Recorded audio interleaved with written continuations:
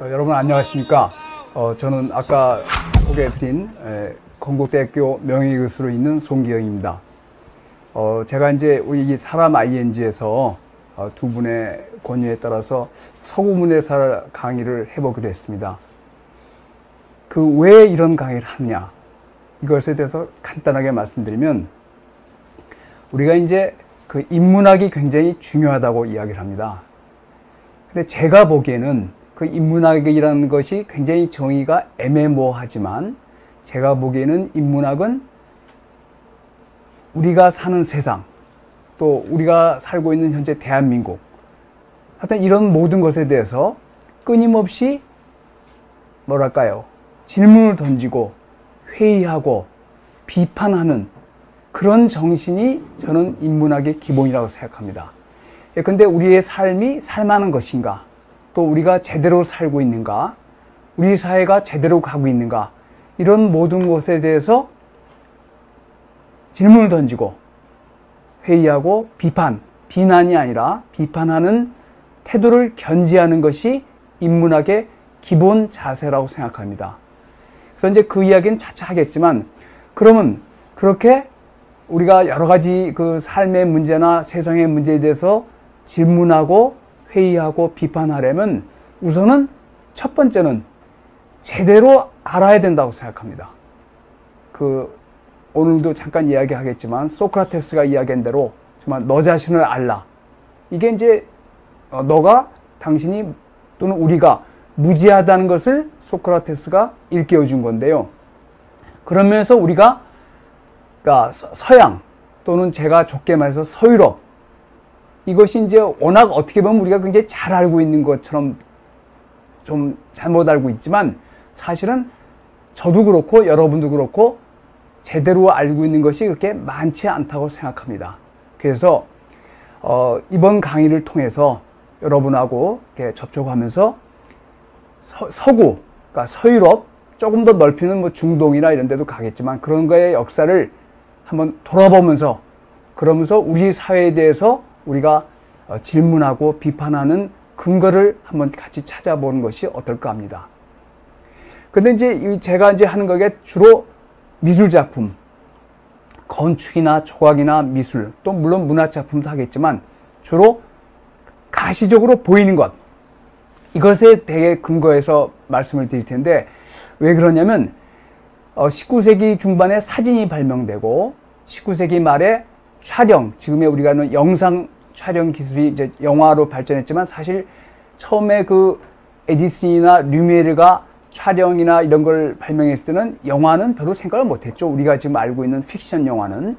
근데 그러기 전에, 그러니까 19세기 중반 이전의 사회에 대해서는 우리가 알고 있는 자료가 글로 된 자료.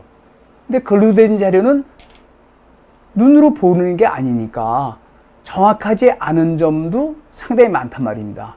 그럴 때 정확한 정보를 제공할 수 있는, 물론 100% 믿을 만한 것은 아니지만 그것이 바로 미술사라고 이야기하는 겁니다. 그래서 이제 우리나라도 요새는 많이 알려졌지만 17세기, 18세기에 진경시대라고 굉장히 중요한 시대가 있었는데, 진경시대에 우리나라 모습이 어땠는가, 어떻게 살았는가, 이런 모습은 겸재정선, 또 단원 김홍도, 또 신윤복을 포함한 이런 분들의 그림을 보면 우리가 어느 정도는 사실을 확인할 수 있다고 봅니다. 그래서 저는 주로 건축이나 조각이나 미술이나 이런 작품들, 우리가 눈으로 볼 수 있는 작품들에 근거하여 서구 문예사를 한번 여러분들하고 같이 풀어볼까, 이렇게 생각하고 있습니다. 그래서 오늘은 먼저 고대 그리스에서 시작하겠습니다. 우리가 이제 여러분 잘 알죠? 아시아, 그죠? 지금 보이는 게. 그 다음에 이게 유럽입니다. 그죠? 유럽. 그 다음에 아프리카. 이제 아메리카는 나중에 15세기 이후에 발견되니까, 이런 것들, 즉 아시아, 유럽, 아프리카라는 개념 자체도 고대 그리스인들이 만들어낸 것입니다. 근데 이때는 아프리카란 말을 안 썼습니다. 아시아랑 유럽은 썼지만 아프리카는 사하라 사막 위쪽을 리비아라고 불렀습니다. 아프리카라는 단어는 라틴어에서 온 겁니다. 그러니까 우리가 아시아, 유럽, 리비아, 즉 나중에 아프리카가 되는 이 세 개념이 고대 그리스에서 시작됐다. 그러니까 고대 그리스가 얼마나 우리한테 큰 영향을 미치고 있는가 짐작하고 아시고 계시겠지만 이것만 해도 알 수 있죠. 그래서 당시에 기원전 6세기에 고대 그리스의 저술가가 그 저작에 의해서 그린 그림입니다. 유럽, 아시아, 아프리카. 그리고 이제 지중해. 그러니까 이때는 지중해가 제일 중요한 바다였는데 이거는 여러분도 어느 정도 아시죠. 그렇지만 흑해도 지중해 못지않게 중요한 바다였습니다. 여러분 최근에 러시아가 흑해에 있는 크림반도를 우크라이나로부터 강탈했죠. 그 흑해가 그 정도로 아주 중요한 바다입니다. 물론 지중해만큼은 아니지만 하지만 나중에 이제 아메리카 대륙이 발견된 다음에 역사의 중심이 대서양으로 넘어갔지만 이때는 지중해가 제일 중요한 바다, 그리고 흑해, 그리고 나일강이 중요했습니다. 그 다음에 이제 이때 헤로도토스, 그리스의 유명한 역사가인 헤로도토스의 그 책에 의해서 그린 당시의 유럽, 아시아, 리비아의 모습인데 이런 것들만 보더라도 그리스가 얼마나 서양 역사의 발달에 또 전 세계 역사의 발달에 중요한 영향을 미치는가를 알 수 있습니다. 그래서 우리가 이제 문명이 발달할 때 되게 강해서 발달했죠. 우리가 잘 알고 있는 황허 문명, 그리고 인더스 문명, 메소포타미아 문명, 이집트 문명, 이 4대 문명이고 아메리카 대륙에서도 문명이 발달했지만 그건 나중에 저거하고 이들이 이제 모두 강을 끼고 있습니다. 강을 끼고 있는데 그 중에서 이 메소포타미아 문명에서 유럽이 시작되는 겁니다. 그러니까 지금 이제 우리가 메소포타미아는 이라크인데요. 지금 이라크인데 지금 여러 가지로 어려운 상황에 처해 있지만 사실 지금부터 3, 4천 년 전에는 메소포타미아에서 인류 역사가 시작됐다고 보는 겁니다. 그때 메소포타미아라는 말은 두 강 사이라는 뜻입니다. 두 강 사이에 뜻서 여기에 티그리스 강하고 유프라테스 강이 흘러갑니다. 골프만으로 흘러가는데 이 티그리스와 유프라테스 두 강 사이에 있는 땅을 메소포타미아 부르는데 그 중에서 특히 수메르라고 메소포타미아 강 하류에 메소포타미아 지역 낮은 쪽에 수메르라는 지역이 있는데 여기서 그러니까 서양의 역사가 여기서 시작됐다고 봅니다.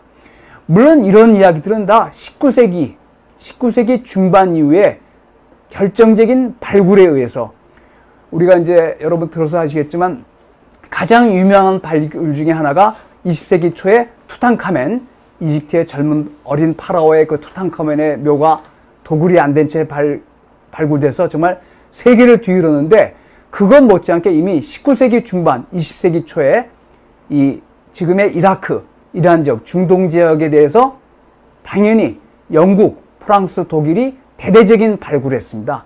그래서 확인한 게 뭐냐? 메소포타미아 문명이 인류의 처음이고 물론 이집트 문명은 조금 나중에 생겼지만 그리고 특히 메소포타미아 문명 중에서도 수메르라는 지역이 여기서 시작된 문명이 나중에 유럽 문명의 토대가 되었다는 것이 입증이 되었습니다. 물론 고고학적 발견이라는 것은 나중에 또 다른 걸로 바뀔 수도 있지만 현재는 그렇게 되어 있습니다. 그렇지만 이런 것이 알려진 것이 비교적 최근입니다. 19세기 후반 이후에.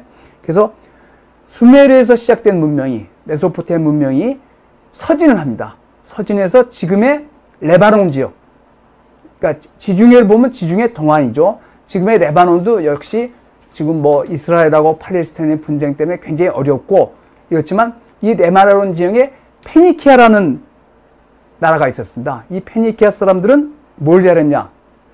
여기가 이제 페니키아인데요.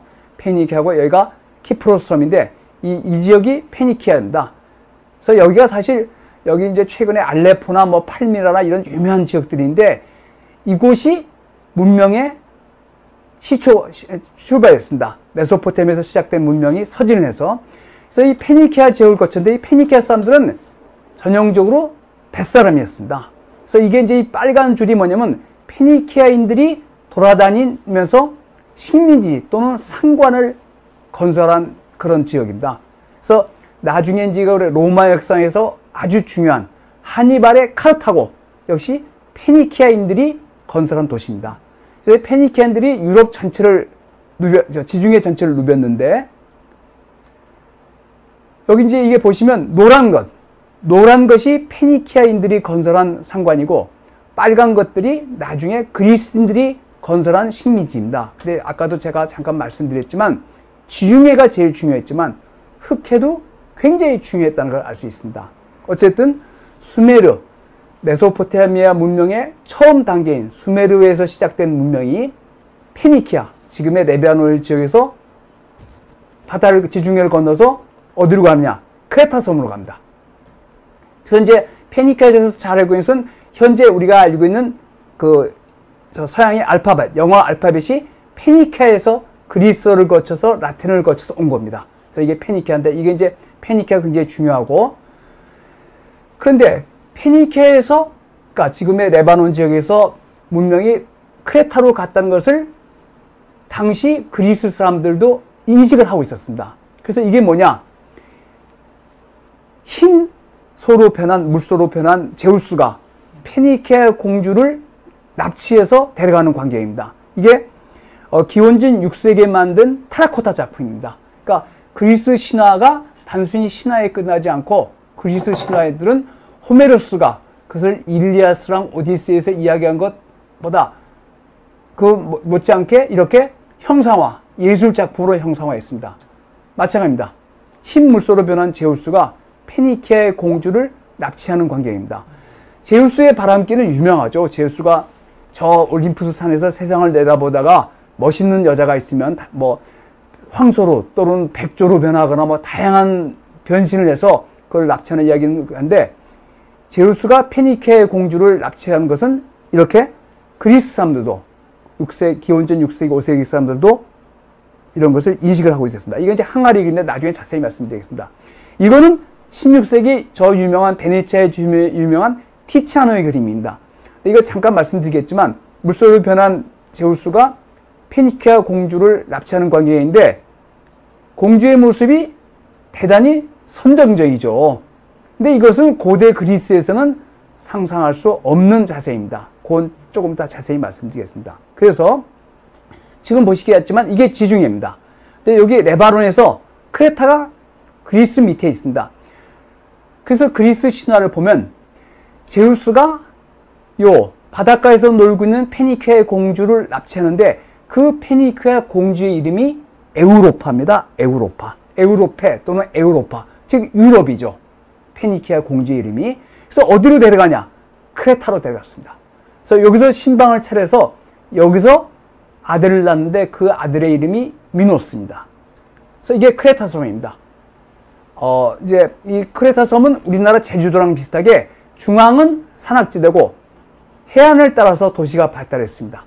해안을 따라서. 그런데 이 크레타 문명에 대해서도 서양 사람들도 19세기 말까지 잘 몰랐습니다.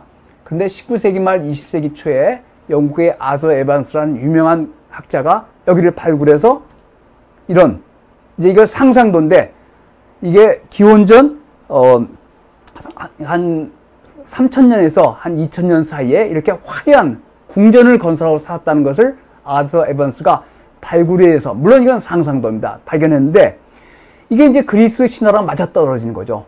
그래서 거기서 태어난 문명, 이 크레타 섬에서 태어난 문명을 우리가 뭐라 그러냐면 미노스 문명 또는 미노아 문명합니다.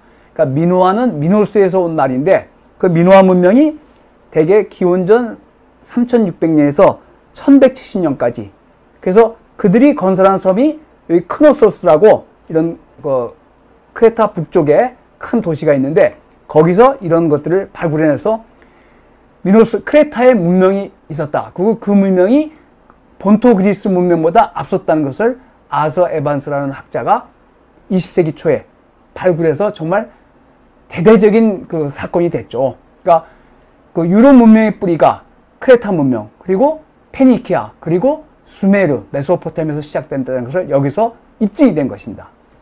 그래서 이제 당시에 벽화를 재현한 겁니다. 근데 그림 수준이 상당하죠. 크레타에서는 이렇게 황소뿔을 뛰어넘는 이런 놀이가 많이 유행했다는 겁니다. 황소가 굉장히 벽화에 많이 등장하고, 이게 복원을 한 거지만, 그래서 이제 당시에는 이게 무슨 소리냐? 이 크레타가 지중해 패권을 잡고 있었습니다. 왜냐면 육지에서는 이때만 해도 육지 고통은 굉장히 어렵습니다. 육지는 여러 가지로 산적도 많고 이동하기가 굉장히 어려운데 물길, 그러니까 우리나라도 그렇지 않습니까? 삼국시대 또 고려도 마찬가지예요. 삼국시대 신라가 삼국 통일할 수 있는 결정적인 계기는 한강을 장악했기 때문이죠. 한강을. 고려도 마찬가지입니다. 고려도 나중에 나주나 이런 걸 장악하면서 한강을 장악했는데 마찬가지입니다. 지중해 패권은 바닷길, 바다를, 해상권을 장악한 사람인데 그 첫 번째 패자가 크레타였던 것입니다. 그래서 크레타에서 시작된 문명을 이제 우리가 자세히 보지 못하겠지만 나중에 이제 그리스가 연결이 돼서, 그래서 당시에 그 크레타 문명이 미노스 문명, 미노아 문명하고 그 다음 시기를 미케네 문명이라고 합니다. 근데 이 미케네 문명은 역시 그것도 입증이 됐습니다. 이제 크레타는 여기 있고 크노소스 궁전이 여기 있죠. 근데 미케네는 여기입니다. 본토 그리스입니다. 펠레폰네소스던 반도인데 여기인데, 여기 있던 문명이 이리로 넘어가는 과정 역시 히랍 신화, 그리스 신화에서 이야기가 되고 있습니다. 근데 여기서 잠깐, 우리가 알고 있는 고대 그리스는 그리스 본토만이 아닙니다. 지금의 터키의 서안, 그러니까 터키의 서쪽, 이제 이거를 아나톨리아 또는 소아시아, 이 서쪽 역시 우리가 잘 알고 있는 트로이가 여기 있습니다. 정확한 위치에 대해서는 여전히 이론이 분분하지만, 그리고 이 앞에 있는 섬들, 로도스나 밀로스나 레스보스 이런 섬들, 이런 것들이 전부 미노스 문명 또는 미케네 문명권에 같이 있었습니다. 그러니까 여러분, 이 터키의 서쪽 지대, 이것이 고대 문명의 많은 저희가 남아있고 아주 중요한 도시들, 페르가몬이나 에페소스나 이런 것이 여기 남아있다는 것을 지금 잠깐 말씀드리고 넘어가겠습니다. 그래서 미노아 문명이 미케네 문명으로 넘어간 것 역시 히랍 그리스 신화에서 나와 있는데, 아까 우리가 여러분 크레타에서는 소를 가지고 노는 놀이가 많았다고 했죠. 그런 관련 조각도 많은데, 그런데 이제 이 미노아 문명이 크게 발달하니까 어떻게 됩니까? 사람들이 교만해지고 또 시간이 지르면 그게 번성을 했다가 망하는 게 로마 제국도 마찬가지고 다 그렇지만 언젠가는 크게 번성했다가 쇠퇴한단 말입니다. 그래서 이제 그런 크레타 섬이 쇠퇴하기 시작했는데, 그 결정적인 이야기가 어떻게 되냐? 미노스 왕이 너무 오만방자하고 특히 왕비가 파시파에라는 여기 나와 있는 사람인데, 이 파시파에 왕비가 굉장히 교만해서 자기가 이 세상에서 제일 이쁘다. 그 비너스, 그러니까 이때는 아프로디테였죠. 이때 뭐 비너스 지가 뭔데 내가 더 이뻐, 이렇게 이제 자랑을 했다는 겁니다. 그래서 이 이야기를 들은 아프로디테가 이런 망할 것, 너랑 너의 딸들은 대대로 저주받은 사랑을 할 것이다 하고 저주를 했습니다. 그것도 그 미노스 왕도 굉장히 교만해져서 바다의 신 포세이돈, 여기는 이제 아까 말했지만 뱃사람이나 해상군이 중요하니까 그리스 신화에서 제일 그 바다에서 중요한 신은, 하늘의 신은 제우스고 바다의 신은 포세이돈이죠. 포세이돈에게 공물을 제때 안 바치니까 포세이돈이 분노해서 미친 황소를 보냈습니다. 크레타 섬 사람들이 황소를 굉장히 가깝게 지내니까요. 그래서 미친 황소가 크레타 섬을 다지면서 쑥대밭을 만드니까 난리가 났단 말입니다. 근데 더 난리가 난 건 뭐냐? 이 파시파의 왕비가 비너스의 아포디테 여신의 저주에 말해서 그 황소를 사랑하게 됐습니다. 이 그리스 신화에 나오는 이야기입니다. 그래가지고 이제 파시파의 왕비가 고민하다가 당시에 유명한 장인인 다이달로스, 이 사람도 그리스 출신입니다. 그리스 본토신데 그 왕족인데 어떻게 잘못해서 크레타 섬으로 도피됐는데, 이 다이달로스를 불러서 하소연을 했습니다. 내가 저 미친 황소한테 미쳤다. 어떻게 하면 좋겠냐? 그래서 다이다드로스가 암소의 거푸집을 만들어 왔습니다. 그래서 이거는 폼페이에 여러분 그 베수비우스 화산으로 폭발로 해서 그 잿더미 아래에 묻힌 폼페이에서 발굴된 벽화입니다. 그래서 이런 걸 들고 와서 갖다 줬습니다. 그래서 파시파의 왕비가 그 미친 황소랑 관계를 해서 미노타우로스라는 괴물을 낳습니다.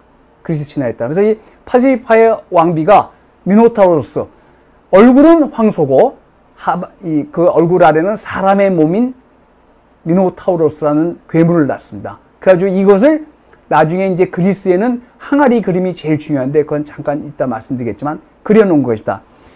이 그림이 5세기에, 기원전 5세기에 그림 잘 그렸죠. 그 와인 잔에 있는, 그러니까 포도주 잔에 있는 그림입니다. 그런데 그러니까 이제 난리가 났을 거 아닙니까? 왕비가 괴물을 낳았으니까. 그래서 이제 미노스 왕이 누구냐? 그래가지고 다이다로스를 찾아냈습니다. 그래서 다이다로스가 책임을 져라. 그랬더니 다이다로스가 그 미노타우로스도 어쨌든 왕비의 몸에서 났으니까 왕족 아닙니까? 그래서 죽일 수는 없고, 그래서 다이다로스가 미궁, 지금 미로 속에다가 미노타우로스를 가둬놓고 먹을 것도 갖다 주고 또 젊은 남녀를 갖다 조공으로 바쳤습니다. 그러니까 이제 이게 크레타 섬의 이제 말기에 도달한 거죠. 이렇게 여러 가지 어지러운 사건이 벌어지니까. 그러니까 우리나라도 뭐 우리나라 역사도 보면 정권의 말기, 독재 정권의 말기에는 별의별 일이 벌어진 것 마찬가지로 미노아 문명, 크레타가 기울이니까 이런 사건이 벌어진 겁니다. 그래서 어떻게 했냐? 크레타가 지중해 패권을 잡고 있었으니까 크레타에서 미노스 왕이 주변의 나라들한테 젊은 남녀들을 미노타우로스에게 바치는 조공물로 바치라고 강요를 했습니다. 그럴 때 아까 우리가 본 이 아테네의 왕자가 테세우스라는 사람이 있었는데, 이 테세우스는 헤라클레스 이후로 제일 힘이 세다는 남자입니다. 그 테세우스가 젊은 아테네의 왕자인데, 테세우스가 그 이야기를 듣고 너무 분해서 자기가 이제 자원을 했습니다. 그 조공으로 바치는 젊은 남자로 자원해서 크레타로 건너왔습니다. 근데 생각을 해보니까 자기가 미노타우로스라는 괴물은 한 주먹감도 안 되는데 그 미궁에 들어가면 못 나오겠다는 말이죠. 그래서 어떻게 하냐? 미노스와 파지파의 딸인 아드리아나라는 공주한테 접근했습니다. 그래서 내가 저 미노타우로스 괴물을 죽이고 나오면 너를 데려가서 아테네의 왕비를 삼겠다, 이렇게 유학했는데, 그 아드리아나의 공주 역시 아프로디테 여신의 저주에 만해서 저주받은 사랑을 하게 된 겁니다. 그래서 어떻게 했습니까?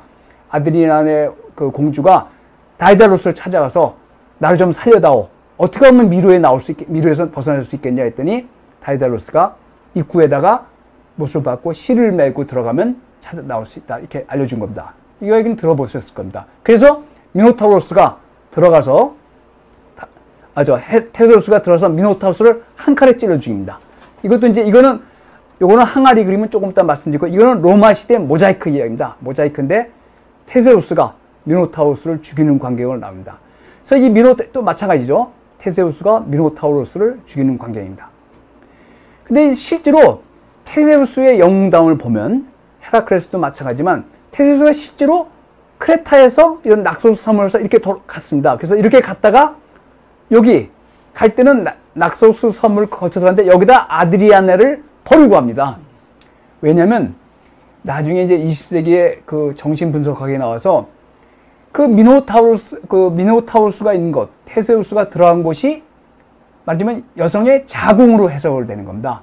그러니까 아드리아네의 자궁으로 해석돼서 테세우스가 그 자궁 안으로 들어갔으면 나오면 뭡니까? 아드리아의 자궁 안에서 나왔으니까 근친상간이 되는 거죠. 이렇게 이제 해석을 해서 이 미노타우로스 신화는 다양한 정신분석학의 연구 대상이 되고 있는데, 어쨌든 아드리아네를 버리고 그 여동생인 페드라를 데리고 아테네로 가버립니다. 그래서 아드리아는 나중에 이제 디오니소스의 저희가 되는데, 하여튼 그래서 이제 우선 여기서 미노타우로스, 우리가 20세기의 가장 위대한 예술가가 누구냐? 역사상 가장 위대한 예술가가 누구냐? 하면 저는 미켈란젤로를 꼽겠는데, 20세기의 가장 위대한 예술가는 피카소죠. 그래서 피카소가 미노타우로스에 아주 심취했습니다. 그래서 이게 피카소입니다. 피카소가 미노타우로스의 가면을 쓰고 있고 그림 잘 그리죠. 피카소가 그린 미노타우로스입니다. 이게 뭡니까? 남성의 상징이죠. 그죠? 근데 정말 대단하죠. 이 피카소 굉장히 유명한 잡지의 글인데, 피카소의 솜씨. 그러니까 피카소가 좀 약간 그 해체된 그림만 아니라 워낙 탁월하게 이 손재주가 뛰어난 사람입니다. 정말 대단하죠. 또 마찬가지입니다. 피카소의 그림입니다. 남성과 여성이 관계를 할 때 이런 면이, 그러니까 그런 면이 있죠. 동물적 이런 면이 있는데, 피카소의 그림이고 데상입니다. 피카소의 데상. 참 빼어나죠. 이 피카소의 이 재주라는 것이 참 대단한 거죠.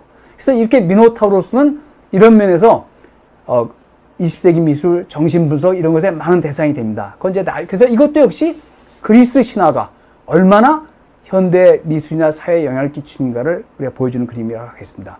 그래서 아까 이제 이 테세우스랑 미노타우스 신화는 처음에 제우스랑 에우로파 공주의 신화가 메소포타미아에서 시작된 문명이 페니키아를 거쳐서 유럽으로 거쳐가는 첫 번째 단계가 크레타, 두 번째 단계는 미노아 문명이 미케네 그리스 본토로 넘어온 두 번째 이야기를 그리스 신화가 어느 정도는 각색을 했지만 어느 정도는 이야기해주고 있다고 저는 봅니다. 그래서 이제 이게 당시에 미케네 시대 그림입니다. 미케네는 여기 있지만 기원전 1400에서 1100년인데 이때 바로 그 유명한 트로이 전쟁이 일어나는 겁니다. 이제 이것도 뭐 자세히 이야기했지만 나중에 이건 하겠습니다. 그렇지만 제가 거듭 말씀드린 것은 터키, 이걸 이제 소아시아 또는 아나톨리아인데 이쪽 서부가 그리스 문명권이라는 것을 여러분이 잊어서는 안 되겠습니다. 그래서 이제 이 미케네 문명은 어떻게 발견됐냐?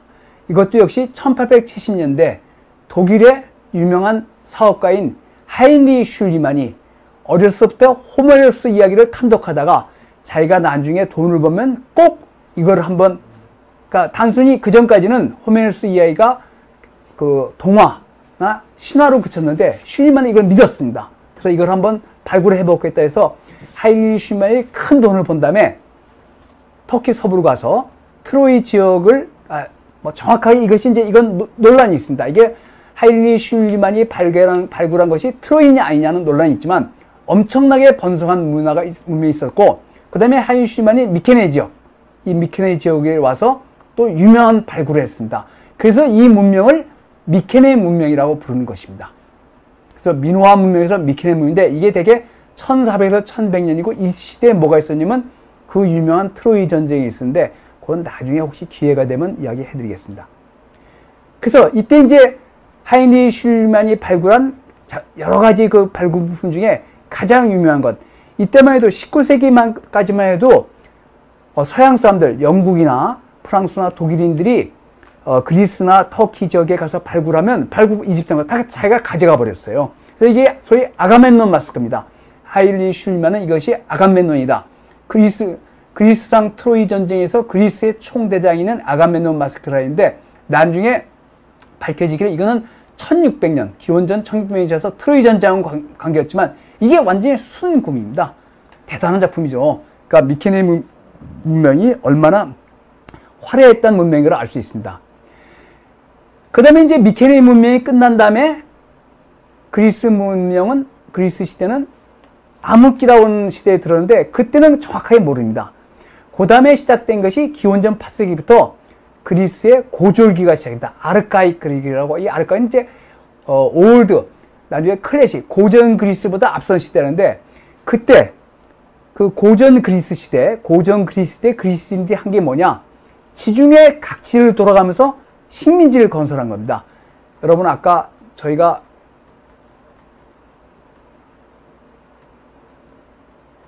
이거 이야기죠. 이 빨간 겁니다. 이 빨간 거. 이 빨간 글이 기원전 8세기 근처에 그리스인들이 지중해 각지에 건설한 식민지들입니다. 근데 이것을 우리가 이제 어떻게 해석할 수 있냐면 호메로스 이야기 아시죠? 일리아스랑 오디세이. 그죠? 근데 일리아스랑 오디세이가 뭡니까? 첫 번째 일리아스의 주인공은 아킬레스입니다. 아킬레스는 뭘 잘하죠? 아킬레스 특기는 싸움입니다. 싸움에서는 아킬레스를 당할 자가 없다는 거죠. 나중에 물론 아킬레스의 약점인 발 뒤꿈치에 화살 맞고 죽었지만, 그래서 호메로스 이야기의 첫 번째 이분은 아킬레스입니다. 그래서 그러니까 트로이 전쟁은 뭐냐? 트로이 전쟁은 여러분 뭐 그 헬렌, 트로이의 유명한 그 왕의 왕비는 헬렌을 트로이의 왕자 파리스가 반해서 여신들이 뭐 선물로 줘서 납치해서 됐다는 건데 그렇게 하겠어요. 이제 그런 각색을 한 거고, 동부 지중해 패권을 두고 본토 그리스랑 트로이, 아까 거듭 말씀드렸지만 터키 서부 지역은 그리스 문명권입니다. 서로 말하자면 패권을 싸운 거죠. 이게 10년을 전쟁이 갔다는 거 아닙니까? 10년을. 여자 하나 두고 10년을 싸웠다는 것은 이제 과장된 것이죠. 과장된 것이고, 그리스의 지중해 패권을 두고 본토 그리스랑 트로이랑 싸웠는데 이쪽 세력이 이겼단 말입니다. 그래서 그게 아킬레스, 그러니까 일리아스의 이야기죠. 호메로스 첫 번째 이야기인. 두 번째 이야기는 뭡니까? 두 번째 이야기의 주인공은 오디세이인데 오디세이는 뭘 잘하죠? 항해로 유명하죠. 오디세우스가 트로이 전쟁에서 목마르서 이긴 다음에 오디세우스는 싸움은 뭐 좀 하겠지만 아킬레스한테는 상대가 안 되고 머리를 잘 썼는데 돌아가려고 그랬는데 그 트로이 편을 든 신들의 노여움을 사서 10년 동안 지중해를 돌아다녔다는 거 아닙니까? 근데 나중에 이제 그 오디세우스 이야기를 봤더니, 자세히 분석을 해봤더니, 뭐랑 비슷해요? 이거랑 비슷하단 말입니다. 오디세우스가 다녔다는 지역을 분석해봤더니, 대개 그리스가 건설한 식민지하고, 여러분 좀 확인하실 수 있죠. 오디세우 이렇게 건져서 북아프리카 갔다가, 시칠리아 섬에 갔다가, 이탈리아 쪽 갔다가, 나중에 지브롤터 해협까지 갑니다. 같지는 않지만.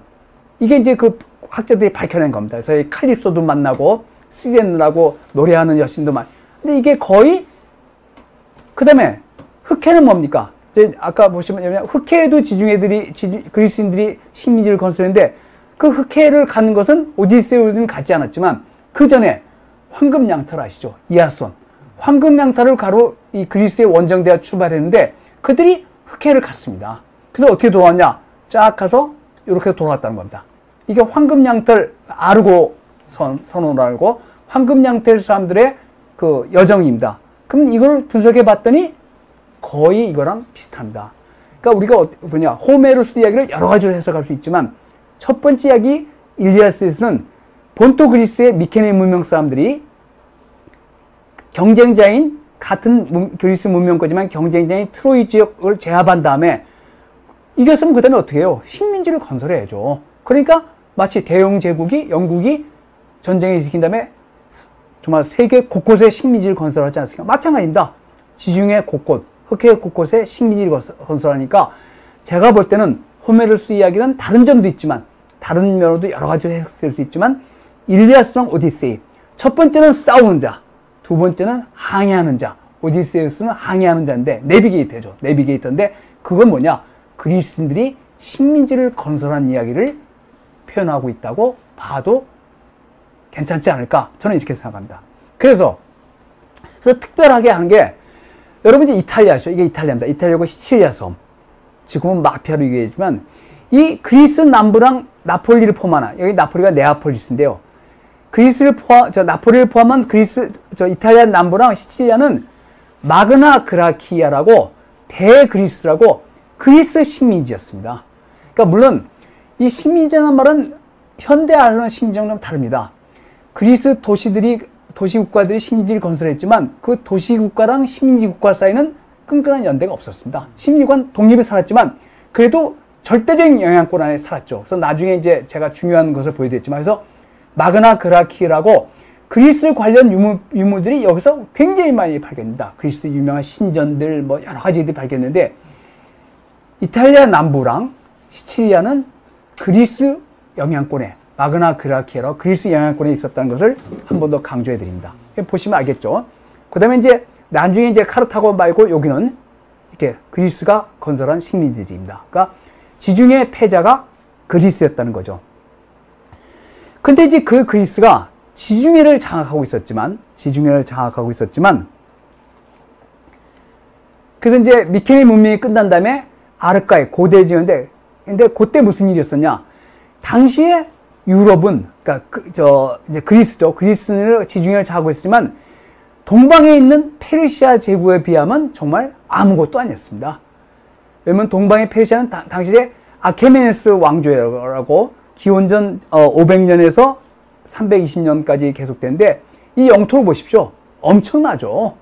지금의 이집트, 터키, 이라크, 이란, 그 다음에 거의 아프가니스탄까지 이 광활한 페르시아 제국이 있었습니다. 옆에는.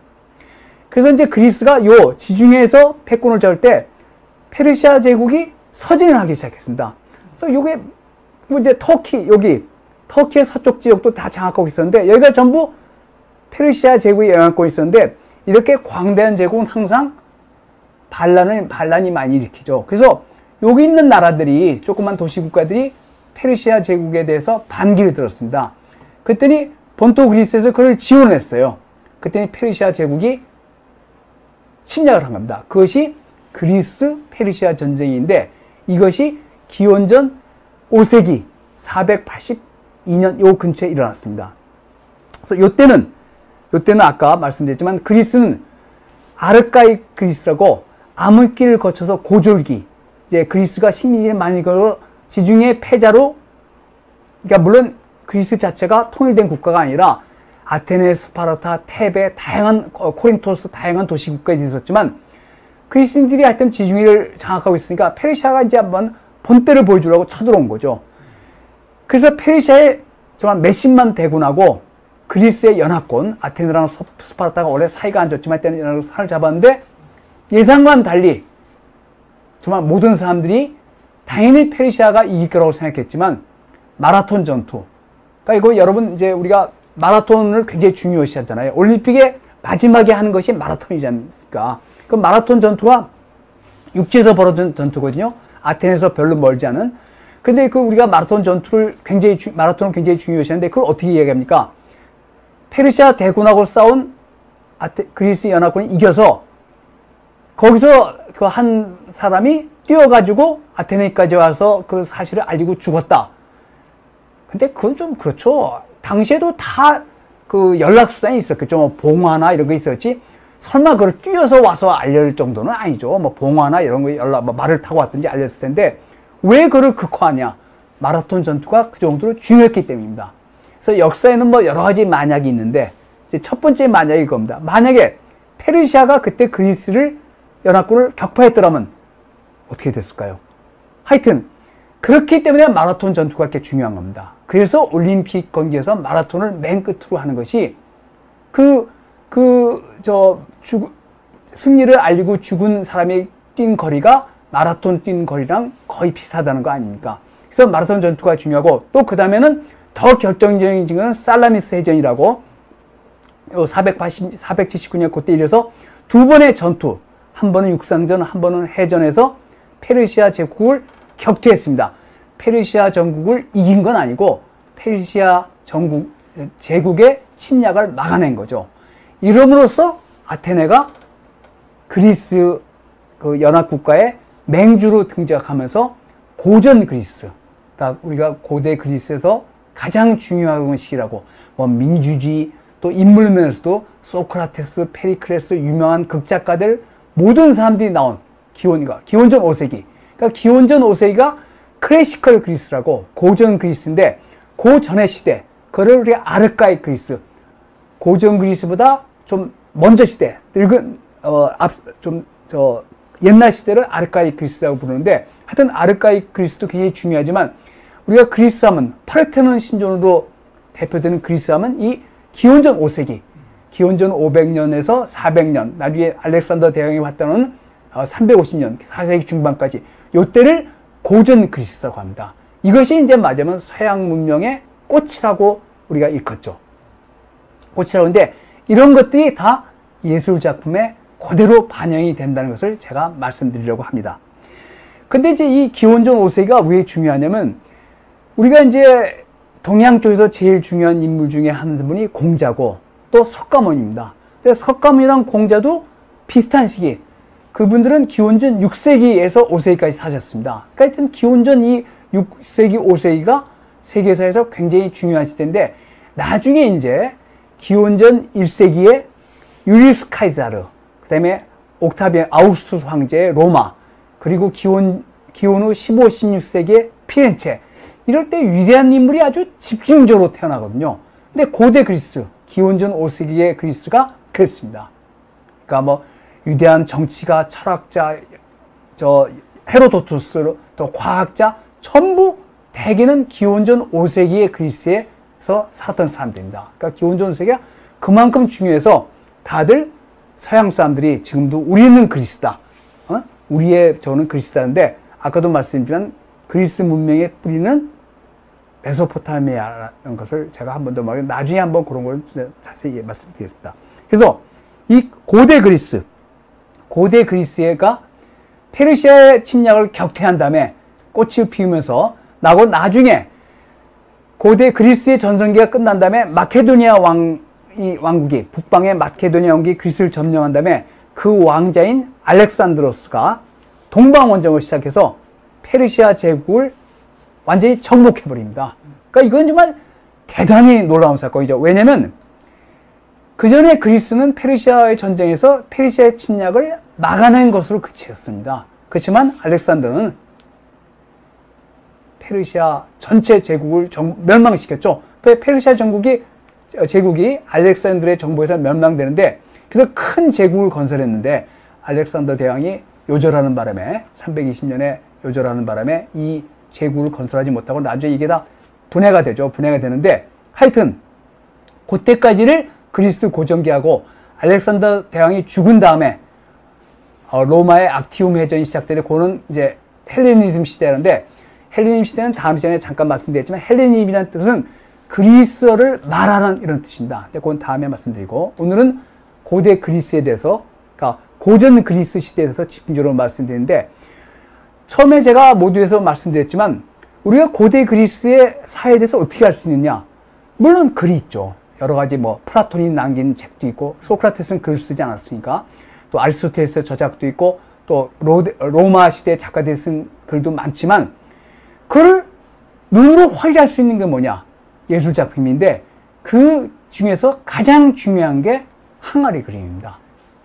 왜냐면 고대 그리스도 당연히 벽화를 그리고 페노라를 그렸는데 원본이 남아있는 건 거의 없습니다. 왜냐면 그림은 바래지고 파괴되고 이러거든요. 벽화는 특히, 벽화가 그렇죠. 벽화는 금방 바래지고 오래 못 갑니다. 오래 못 가서 지금 이제 그 미켈란젤로가 그린 시스티네, 이건 굉장히 그 보존에 신경을 쓰는데, 이때는 보존 이런 것이 다 없어졌고, 그 다음에 조각이 있습니다. 그리스 조각이 굉장히 유명하죠. 그렇지만 우리가 알고 있는 그리스 조각은 정말 몇십 점이 될까요? 몇십 점도 안 되고, 한 열 몇 점 좀 과자. 하여튼 몇십 점 빼놓고는 전부 로마 시대 복제품입니다. 그렇다고 가치가 떨어지는 건 아니지만, 그리스 시대의 원품은 대개 다 없어졌습니다. 대개 그리스 때는 청동으로 주로 만드는데, 청동이 이 물질적으로 중요한 물질이니까 나중에 교회 종을 만든다든지 다양한 물질로서 다 거의 안 남아있고, 그 대신 못 남아있을까? 이 항아리들, 이거 독이죠. 자기는 아니고, 그러니까 그릭 포트리입니다. 이때는 자기는 굉장히 온도가 높아야 돼서 18세기까지인가 19세기까지는 중국 자기가 유럽에서 되게 쓰였습니다. 유럽 사람들이 자기를 못 만들었어요. 근데 이제 이 독일을 만들었습니다. 독일은. 근데 이런 다양한 포도주를 담거나 물을 담거나 화장품을 담거나 술을 마시거나 이런 아주 다양한 도기가 유행인데, 여기에 그리스 사람들이 그림을 그려서 그 그림을 보고 글하고 확인한 다음에 우리가 고대 그리스 사람들이 이렇게 살았구나를 확인해서, 고대 그리스를 확인할 수 있는 가장 중요한 자료는 뭐예요? 항아리 그림입니다. 이게 이제 유럽의 루브르 영국 박물관, 뉴욕도 마찬가지고 이게 엄청 남아있습니다. 왜냐면 항아리 깨져도 나중에 붙여서 복원할 수가 있고, 되게 집에서 썼으니까 그게 또 무덤에서도 부장품으로 많이 발견됐거든요. 그래서 고대 그리스 문명을 알 수 있는 가장 확실한 자료는 항아리 그림입니다. 그래서 정말 이렇게 다양한 화를 쓰는데, 우리 이제 옛날에 그 청자나 이런 게 실생활에서 쓰는 것이 아니었죠. 미술품으로 많이 했는데, 이 사람들은 철저하게 생활에 이걸 그리고 있습니다. 그래서 이 항아리 그림을 보면 우리가 이제 이름이 다 암포라 이런데, 그 이름은 나중에 되고, 그래서 초기 항아리 그림은, 그리스 도기는 이렇게 동물 그림이나, 이게 이제 이집트의 영향입니다. 동물 그림이나 기하학적 문양이 많았는데, 이들이 곧 그 고졸기, 그러니까 8세기에서 6세기 사이에, 기원전 8세기에 그리스 신화를 그리기 시작했습니다. 그래서 항아리 그림이 첫 번째는 검은 그림 기법이었습니다. 이게 검은색으로 그림을 그린 거, 밝은 바탕에 검은색으로 그리는데, 이거 뭐냐면 오디세이가 그 항해를 하다가 바다의 요정 시레느를 보기 위해서, 자기는 이 시레느의 그 사이렌이죠. 지금 시레느 요정의 저걸 잘못 들으면 바다로 뛰어드니까 자기를 묶어두고 선원들 귀에는 귀를 막아서 그걸 그린 겁니다. 그래서 처음에는 동물 그림이나 기하학적 문양을 많이 그렸는데, 이건 이집트의 영향입니다. 그렇지만 나중에는 곧 그리스 신화, 신들, 그리고 일상생활을 그리기 시작했습니다. 검은 그림 기법이죠.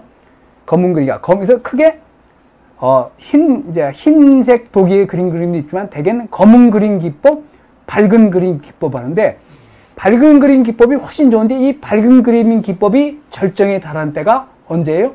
기원전 5세기입니다. 그러니까 그리스가 가장 절정에 달했을 때 예술 작품도 가장 절정이 되는데 이제 그걸 자세히 보시겠는데 깜짝 놀랄 사실이 있습니다. 이게 이제 이거 검은 그림 기법 시대예요. 그래서 여기만 그린 게 아닙니다. 이 손잡이에도 그랬습니다. 손잡이에도. 그러니까 굉장히 칠 다양하게 했는데 이제 이런 것이 그 신전에 갖다 바치거나 또는 부장품으로 쓰거나 나중에는 돈 많은 계층들이 자기 집 장식할 때 쓰였습니다. 그러니까 항아리 그래서 이제 작가들이 굉장히 활발했는데 검은 그림입니다. 이게 이제 아까 요 그림입니다. 요 그림을 확대한 건데 아킬레스가 죽었습니다. 아작스가 아킬레스 시신을 메고 하는 신화를 그리는데 근데 웃긴 게 뭡니까? 아작스의 성기가 그려져 있죠. 나중에 보시겠지만 그리스의 그 항아리 그림에서 남자들은 신을 포함해서 거의 나체로, 그것도 완전 나체로 그려집니다. 요거는 이제 작품면서 이렇게 그렸습니다. 근데 마찬가지입니다. 이거는 굉장히 남성스러운데 여기 이 친구들은 사람이 아닙니다. 그죠? 사티로스는 반신인데 이렇게 야한 장면을 그릴 때는 이 사티로스에 좀 남사스러울 때는 사티로스에 의존했습니다. 사티로스는 숲의 신인데 인간의 모습을 그대로 가지고 있습니다. 근데 이게 참 충격적인 게 이게 일상생활에서 쓰는 그릇이란 말입니다. 물론 도자기입니다. 근데 이런 것들을 그렸으면 지금 이제 약간 우리의 지금 말하는 포르노랑 비슷한데 이게 일상생활이니까 이게 굉장히 그리스 사람들이 보기에는 일상적으로 받아들여졌다는 사실입니다. 근데 이게 되게 뭐예요?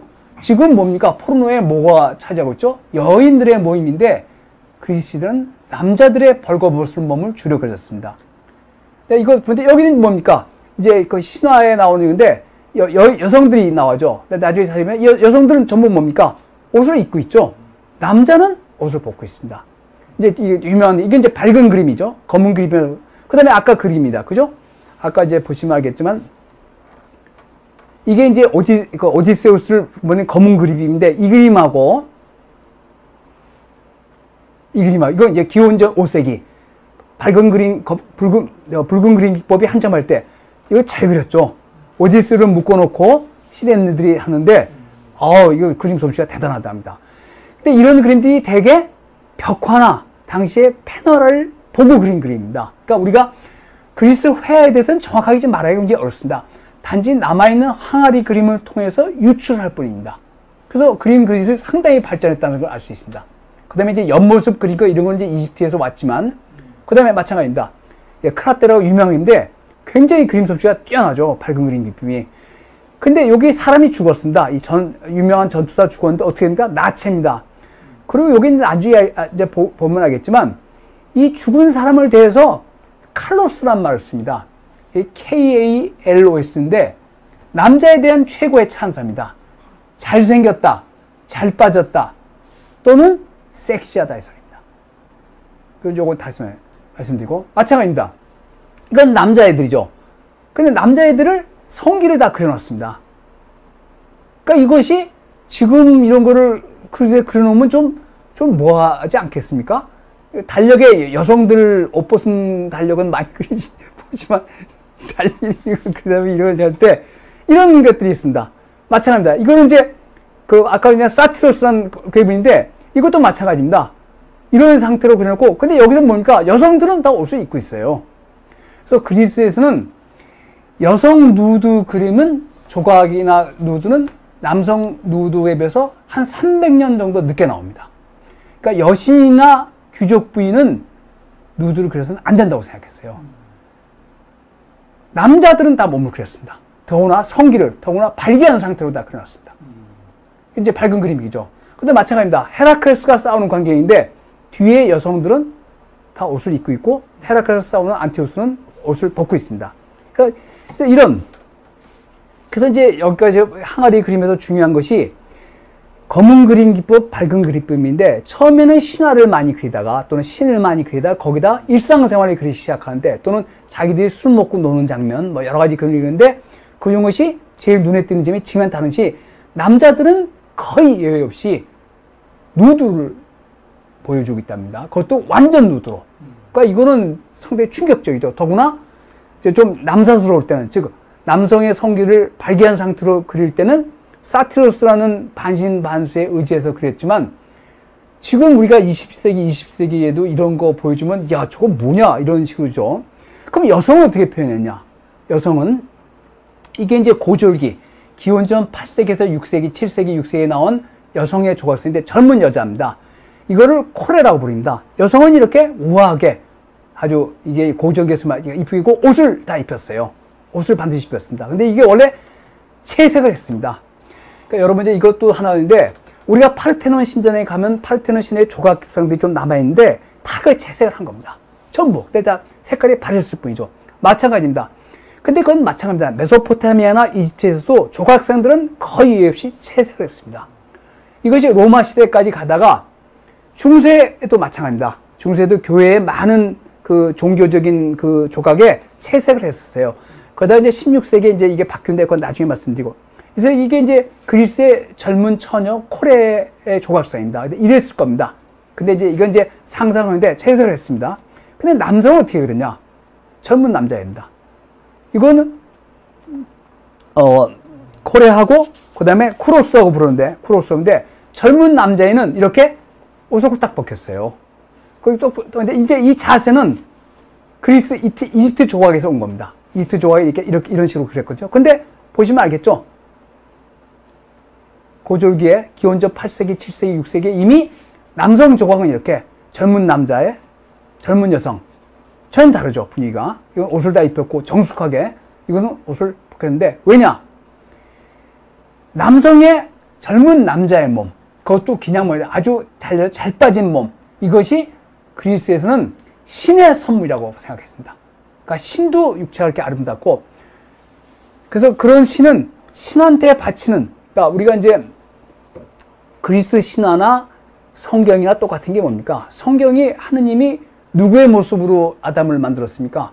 신의 모습으로 만들었단 말입니다. 근데 그거는 뭡니까? 그리스 신화가 그렇죠. 그리스 신화의 제우스나 아폴로의 전부 인간의 모습입니다. 말입니다. 근데 그 신이 인간한테 가장 준 게 뭐냐면 인간의 몸입니다. 인간의 몸인데 그 인간의 몸에서 가장 준 게 뭐냐? 하던 게 남자의 몸입니다. 남자의 몸. 그래서 이제 이거를 뭐냐? 이거를 에페보스합니다. 이 사춘기 남자애들. 지금 아이돌 같죠. 에? 이 사춘기 남자애들이 엄청난 인기를 끌었는데 이 인기를 누구한테 끌었냐? 여자들한테 끈 게 아니라 이 사춘기 남자애들보다 15살 내지 20살 많은 남자들한테 인기가 있었습니다. 그러니까 이제 대단히 충격적인 사실이죠. 대단히 중요한데 이걸 에페보스합니다. 이거 정말 대단히 신뢰되는 말인지 모르지만 아이돌, 요새 시대 뭐 아이돌이죠. 근데 그 아이돌에 대해서 환호하는 대상이 여성들이 아니라 성인 남자들이었습니다. 그래서 이제 이게 이제 그래서 그건데 이게 이제 제목이 이 멤논 피에타라고 이 여신이 아들이 죽었습니다. 아들이 죽었는데 여기다 뭐라고 썼냐면 여기 있죠. KALOS. 이걸 이제 피에타입니다. 피에타는 뭡니까? 성모 마리아가 죽은 예수를 안고 비통하는 장면에서 미켈란젤로의 피에타가 제일 유명한데 이걸 이제 멤논 피에타인데 이 아들이 죽었는데 비통해 하는 건 맞지만 뭐라고 썼어요? 칼로스라고 썼습니다. 칼로스가 뭡니까? 잘생겼다, 잘 빠졌다, 또는 섹시하다는 뜻입니다. 그래서 이 잘 빠진 남자의 몸이 그리스 미술이 그리는 그리스 미술이 가장 추구하는 미였습니다. 그래서 여성 나체는 나중에 등장합니다. 그러니까 이게 굉장히 좀 철학하고 굉장히 관계되는 겁니다. 거듭 말씀드리면 신이 인간에게 선사한 가장 아름다운 작품이 잘 빠진 남자의 몸입니다. 그러니까 그리스인들이 뭘 했습니까? 우리나라의 지금 체육관, 그게 이제 독일어 짐나지움인데 원래는 김나지움이죠. 그 김나지움의 원래 뜻이 네이키드입니다. 벌거벗은이라는 뜻입니다. 그래서 그건 제 말씀인데 이렇게 남성의 벌거벗은, 근데 남성도 아무 남성이 아니죠. 저같이 나이 든 사람이 아니라 젊은 남자의 몸, 그것도 단련한 젊은 남자에 대한 몸이 그리스 미술의 핵심이라고 볼 수 있습니다. 그걸 어떻게 표현하냐. 그래서 이제 이게 멤논 피에타인데 칼로스란 말이고. 그래서 이제 이렇게 보면 이것도 다 하나다. 그리스에서는 거의 뭐 많은 그 운동 경기를 남자들이 운동 경기를 스파르타에서는 여성들이 운동 경기를 했다는데 그때는 여성들은 옷을 입었다고 하는데 그리스에서는 아테네를 비롯한 거의 모든 운동 경기, 달리기, 레슬링 이런 건 전부 옷을 벗고 뛰었습니다. 좀 충격적인 사실이죠. 옷을 벗고 뛰었어요. 특히 레슬링 같은 것도 다 옷을 벗고 했습니다. 그래서 이제 보시면 알겠지만 마치 원반 던지는 사나이 이것도 그냥 옷을 아니라 원반을 던질 때 이렇게 올림픽 할 때 옷을 벗고 나치했습니다. 굉장히 유명한 조각이죠. 이것도 이제 원본이 아니라 목적본인데 마찬가지입니다.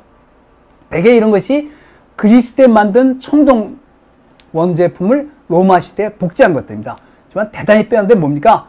몸이 정말 지금 체력 단련장에서 미스터 코리아 나가는 다 그런 몸들이죠. 이렇게 젊은 남자의 몸 마찬가지죠. 그리고 다 성기를 표현하고 이건 청동상입니다. 이건 리아체 청동, 이건 이제 원품입니다. 저 바닷가에서 발견된데 전부 옷인데 얼굴에 관계없이 몸들이 다 뭐예요? 다 아주 잘 빠졌죠. 마찬가지죠. 대단히 근력적인 남자의 몸이고 이거는 이제 너무 좀 야하죠. 이건 사람이 아닙니다. 아까 말한 사티로스입니다. 이 발톱 보십시오. 그러니까 이런 거 좀 야한 것은 사티로스를 표현해서 만들었고 그 다음에 이제 여기 보면 근데 이게 이제 유명한 신전에 있는 건데 원래 아까 말씀드린 채색을 했는데 여기 보면 전사가 이제 여기 죽어가고 있는데 말이죠. 전사의 몸도 나체로 했습니다.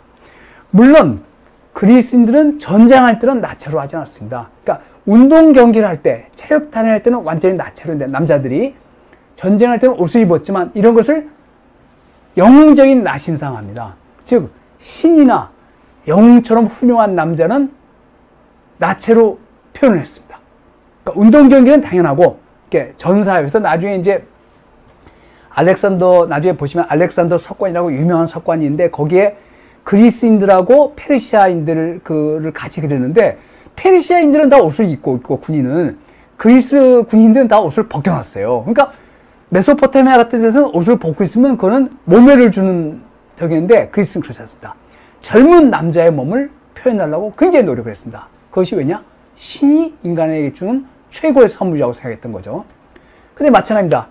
이건 이제 와인 잔인 건데 굉장히 남사스럽죠. 이 사티로스가 여신을 겁탈하려고 그러는 겁니다. 그러면 요새 같은 그림이 어떻습니까? 남자는 옷을 입고 있고 여자는 옷을 벗고 있어야 되는데 거꾸로죠. 그러니까 좀 너무 남사스러우니까 사람으로 표현하고 이렇게 했는데 이런 그림이 일상적으로 쓰는 항아리 그림에 있었단 말입니다. 마찬가지입니다. 사티로스가 여신으로 이렇게 이게 좀 남사스러울 때는 이렇게 이런 그림을 해서 그래서 이게 이제 그 크니도스의 아프로디테라고 기원전 4세기에 나왔습니다. 프락시테레스라는 유명한 조각가인데 이 사람이 실물 크기 이게 2m가 좀 넘습니다.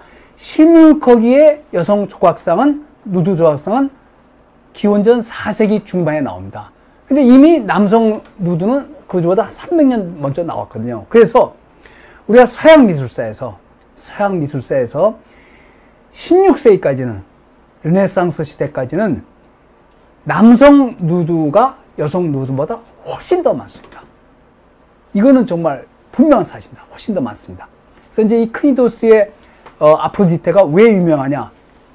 최초로 나온, 물론 최초로 말이 좀 어폐가 있지만 또 발굴이 될 수 있겠지만 기원전 4세기 중반에 350년인가 그 중반에 크니도스도 마찬가지로 터키 서쪽 끝에 있는 조그만 도시인데 그 신전에 이 아프로디테 여신상이 생기면서 그 신전이 엄청나게 인기를 누렸다는 하여튼 그럴 정도로 날 때까지는 그리스 조각하고 그림에서는 젊은 남자의 벗은 몸을 그리는 것이 그리스 미술이 추구하는 바였고 이것이 이런 누드 이것이 케네스 클라크라는 영국의 유명한 미술사 학자의 말하면 서양 미술의 핵심이라는 거죠.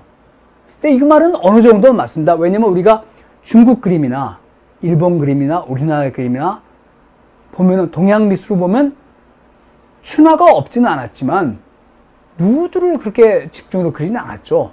근데 이쪽은 이런 전통이 있는데 이것이 언제 세워졌어요?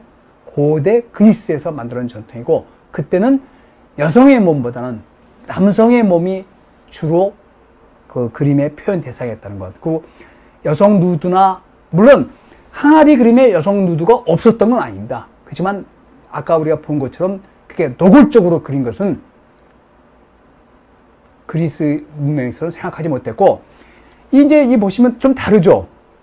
아까 보면 우리가 나중에 아담과 이브 보면 어떻게 그립니까? 아담도 자기 국부를 손으로 가리잖아요. 이 크니도스의 아프로디테도 자기 국부를 가리고 또 이 프락시테가 마찬가지입니다. 그죠?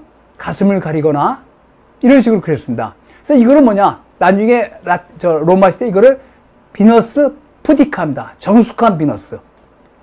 정숙한 비너스입니다. 그러니까 여성은 누드를 하더라도 이런 식으로 그렸는데, 아까 보셨죠? 남성 그림은 정말 노골적으로 하나도 안 감추고 그렸단 말입니다. 그러니까 이거 중세 시대는 생각을 못했죠. 그래서 이런 것은 기원전 4세기에, 그러니까 남성 누드보다 한 300년 정도 늦게 나오는데, 그때까지만 해도 고대 그리스에서는 여신이나 귀족 부인은 나체로 그려서는 안 된다고 생각했고, 여성의 몸보다는 남성의 몸이 미학적으로 훨씬 더 뛰어나다고 생각했습니다. 이건 참 대단히 역설이죠. 그렇지만 이건 사실입니다. 그 다음에 미로의 비너스도 마찬가지죠.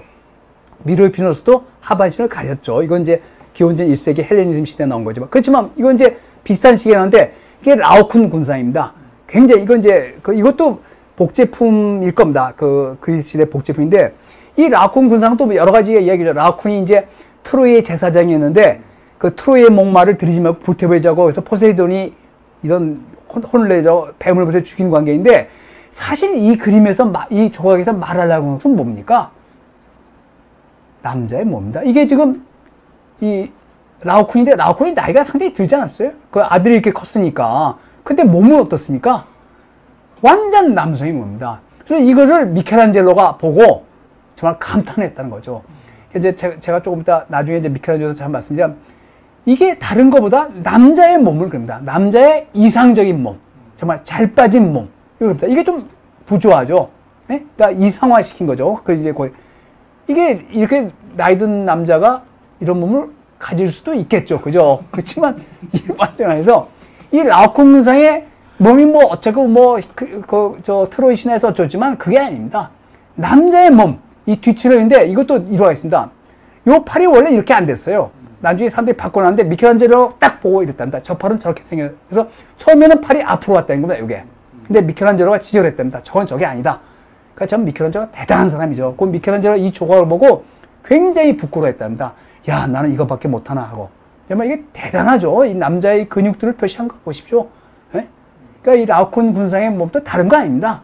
남자의 몸을, 정말 역동적인 남자의 몸을 표현했는데, 정말 이거는 근데 이게 이제 미켈란젤로가 그린 다비드상인데, 이 다비드상이 이제 그 골리앗을 이 돌팔매로 때려잡기 전의 모습인데, 물론 그건 맞습니다. 이게 이제 5m에 가까운 대리석인데, 이게 대단하죠. 이 대리석을 이렇게 조각할 수 있다는 것은 정말 현대도 이건 거의 불가능합니다. 그러니까 미켈란젤로 얼마 됐는데, 미켈란젤로가 조각한 이게 아마 1505년이가 1500 몇 년인데, 16세기 초죠. 16세기 초인데, 1501년이네요. 이게 5m가 넘습니다. 이 대리석을 이렇게 조각할 수 있다는 게, 대리석 하나를 크게 하는데, 정말 미켈란젤로는, 여러분, 우리가 미켈란젤로는 되게 시스템 그 예배당에 천정화랑 벽화로 알려져 있지만, 최후의 심판하고 천지창조지만, 미켈란젤로는 조각가였습니다. 자기가 조각가를 자처했고. 근데 미켈란젤로가 보여준 게 뭡니까? 다비드상에서 남자의 몸입니다. 남자의 몸.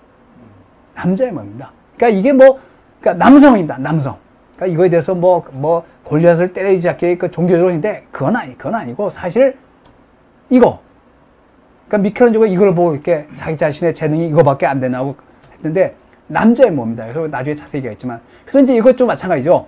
이 최후의 심판, 아주 암울한 그림인데, 이걸 전부 미켈란젤로가 예술 빼놓고는 전부 바지를 벗겨서 원래 그렸었어요.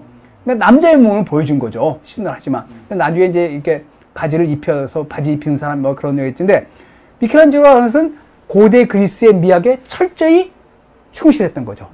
그러니까 고대 그리스 그랬는데, 우리가 이제 파리스의 심판이라고 트로이 전쟁에 일어나는 게 뭡니까? 파리스 왕자가 목동 노릇하고 있었는데,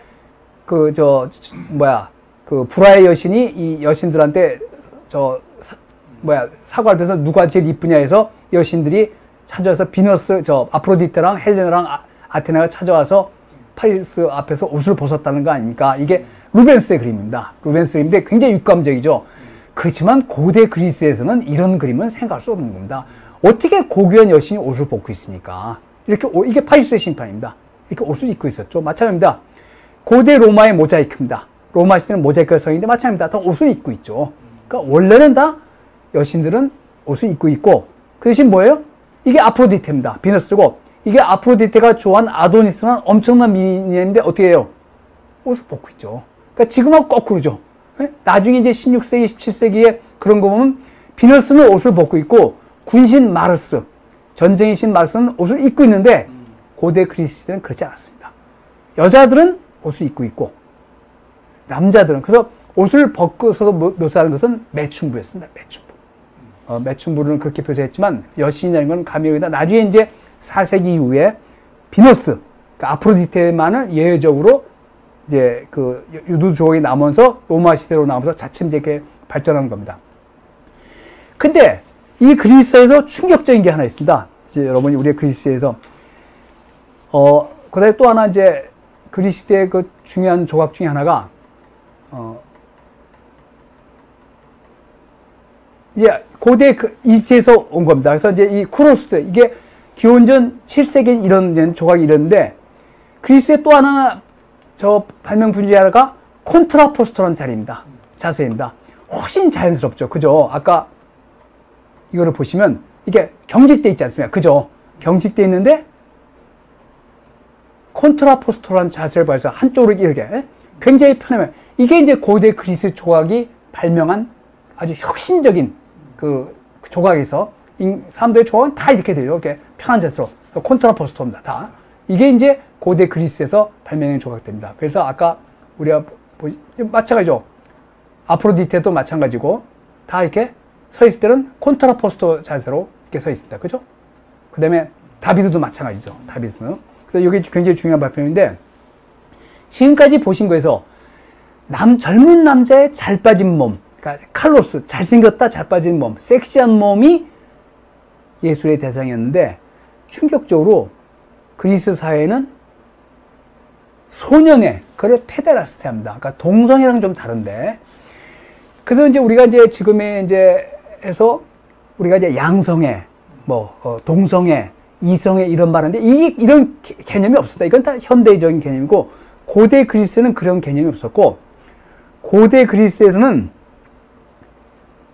대부분 남자들, 그러니까 자유시민, 그러니까 아테네 시민이 아테네 인구 한 4, 50만 됐다는데 자유민 성인이 한 4만 됐다는 겁니다. 그 성인들은 대개 양성애자였습니다. 양성애. 그러니까 아까 그 에페보스라고 보셨죠? 사춘기 젊은 애들을 어떻게 교육시키냐? 사춘기는 뭡니까? 사춘기의 제일 큰 고민이 뭡니까? 남자들한테 성 문제죠. 그죠? 그거는 여성들은 있겠지만, 우선 남성들이 그 성 문제가 제일 심각하지 않습니까? 근데 그리스 철학자들이 볼 때, 젊은 남자애가 잘못 교육해서 여성들하고 관계를 하면, 그리스의 그 40만 중에 그 자유시민, 그러니까 소위 엘리트를 이끌고 있는 자유시민이 잘못된 애를 낳고 출산하면 사회가 크게 위협에 빠진단 말입니다. 그리고 이제 그 전에 그리스가 시족사회일 때부터 일종의 통과 의례일 때 젊은 남자애들이 사회를 벗어나서 그 나이 든 남자한테 가서 배우고 오는 그런 게 있었대요. 그 일종의 통과 의례인데, 그래서 젊은 남자들, 사춘기 12세에서 20세까지 젊은 남자를 누가 가르쳤냐? 그보다 한 세대, 15살 내지 20살 많은 나이 든 남자가 가르쳤습니다. 이게 멘토랑 멘티입니다. 이게 이제 그리스 용어인데 그건 빼고 멘토랑 멘티인데, 젊은 남자, 청소년을 남자를 구분하는 그 요소가 크게 딱 하나입니다. 턱수염입니다. 얘는 턱수염이 없죠. 턱수염입니다. 그래서 이 멘토가 한 15살 내지 20살 또는 더 나이 차이도 있지만 20살 나는 멘토가 멘티를 가르쳤습니다. 가르쳤는데 사회에 대해서 가르치고 세상에 대해서 가르쳤는데 성교육도 했습니다. 그래서 이제 이게 이제 그 항아리 그림에 다 드러났는데 이게 항아리 그림이니까 보십시오. 이게 항아리 그림이에요. 이게 어디 감춰놓고 보는 항아리 그림이 아니라. 그래서 이건 뭐냐? 이 멘토가 이 젊은 남자한테 선물을 줬어요. 우리 요새 그렇지 않습니까? 돈 많은 남자가 아름다운 여성을 유혹할 때 뭘 줍니까? 선물을, 명품 가방을 남기나요? 마찬가지입니다. 선물 주고, 여기다. 마찬가지죠. 키스를 하는 장면. 근데 여기 보시면 뭡니까? 턱수염이 있고, 턱수염이 없죠. 그죠? 그래서 이게 이제, 이걸 페데라스티인데, 이건 동성애랑 좀 다릅니다. 근데 거듭 말씀드리지만, 동성애, 양성애 이런 개념은 현대적인 개념입니다. 그래서 이 그리스에서는 성관계를 남성, 여성을 따지지 않고, 능동적인 역할을 하는 사람은 수동적인 역할을 하는 사람하고 구분했습니다. 그래서 이건 좀 상당히 복잡한 건데, 하여튼, 그래서 이 페데라스티, 그러니까 나이 든 남자가 젊은 남자애를, 청소년을 교육시키는 거, 성교육까지 포함해서 그것이 사회적이고 교육적인 제도였습니다. 제도. 이건 좀 충격적인 사실이죠. 그래서 이제 구체적인 성관계가 있었다 없었다는 논란의 여지가 있습니다. 논란의 여지가 있지만 있었겠죠. 당연히 있었겠죠. 그래서 이제 이것을 학자들이 이제 발굴하면서 보니까 정말 의아하지 않습니까? 그래서 이것이 1960년대까지는 제대로 서양학자도 이야기를 못했어요. 그러니까 케네스 클라크 같은 사람도 누드가 서양 미술의 핵심이라지만 그리스 사회가 이런 것에 기초해 있다는 것을 이야기 못했습니다. 물론 멘토와 멘티의 관계에서 성관계가 핵심은 아닙니다.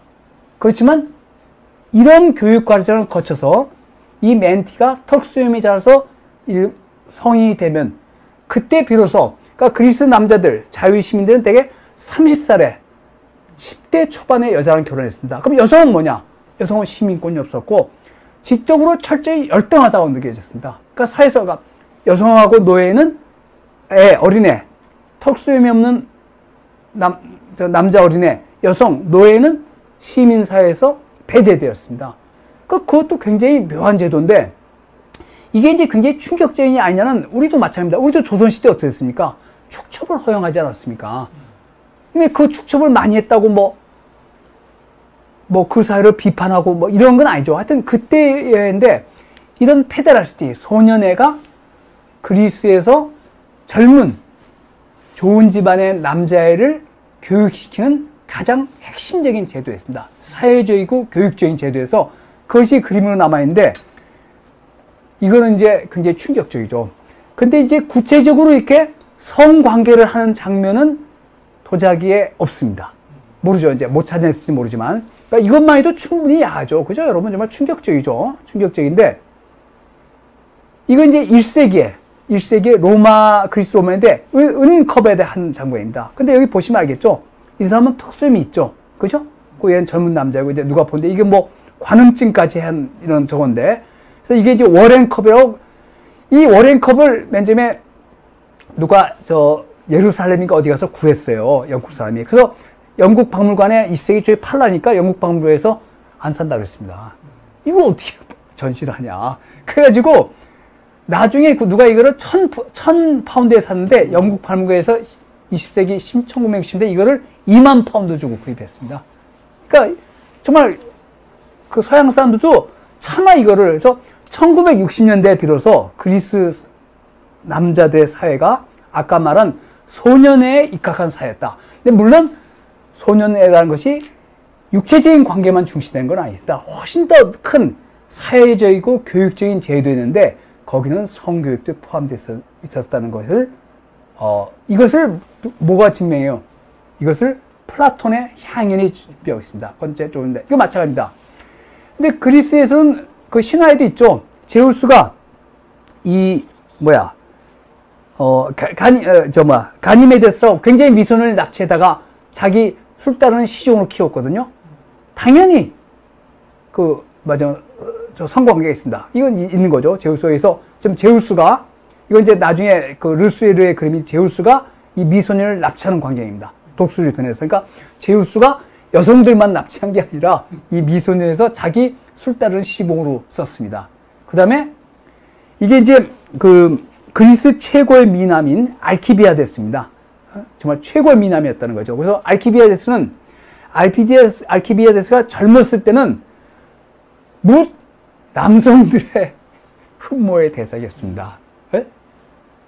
그래서 알키비아데스는 젊었을 때는 여성들 남자로부터, 그러니까 성인 남자들이 여자들한테 관심 없고 알키비아데스에 관심이 있었고, 나이가 들어서는 여자들이 알키비아데스가 어떤 최고의 미남이었는데, 알키비아데스의 애인 중에 하나가 소크라테스였습니다. 그래서 소크라테스는 양성애자였습니다. 그러니까 알키비아데스랑 뭐 구체적인지 모르지만 알키비아데스는 여러 젊은 남자들을 좋아했어요. 근데 그렇다고 해서 소크라테스의 철학이나 이게 훼손받아야 되냐? 큰 아니죠. 알렉산더 대왕도 마찬가지입니다. 알렉산더 대왕도 결혼했죠. 왕비가 있었지만 헤파이스티온이라는 옆에 있지만, 알렉산더 헤파이스티온에 나오는 친구가 있었습니다. 근데 이거는 동성애입니다. 이건 소년애가 아니라 거의 나이가 비슷하고 둘 다 결혼해요. 수사에서 그 자기들이 정복한 페르시아 제국의 여자랑 결혼했습니다. 그렇지만 뭐예요? 둘이서 성관계를 했습니다. 그러니까 양성애자였죠. 근데 그것이 뭐 알렉산더 대왕의 평판에 흠집이냐? 큰 아니죠. 그 우리 기준으로 판단하면 안 되죠. 우리 기준으로만. 근데 자관 고대 그리스 사회는 동성애는 좀 이 사람들 별로 좋아하지 않았습니다. 그렇지만 유행했겠죠. 그렇지만 소년애, 그것이 일종의 사회적이고 교육적인 제도였고, 그것을 우리가 어디서 확인할 수 있느냐?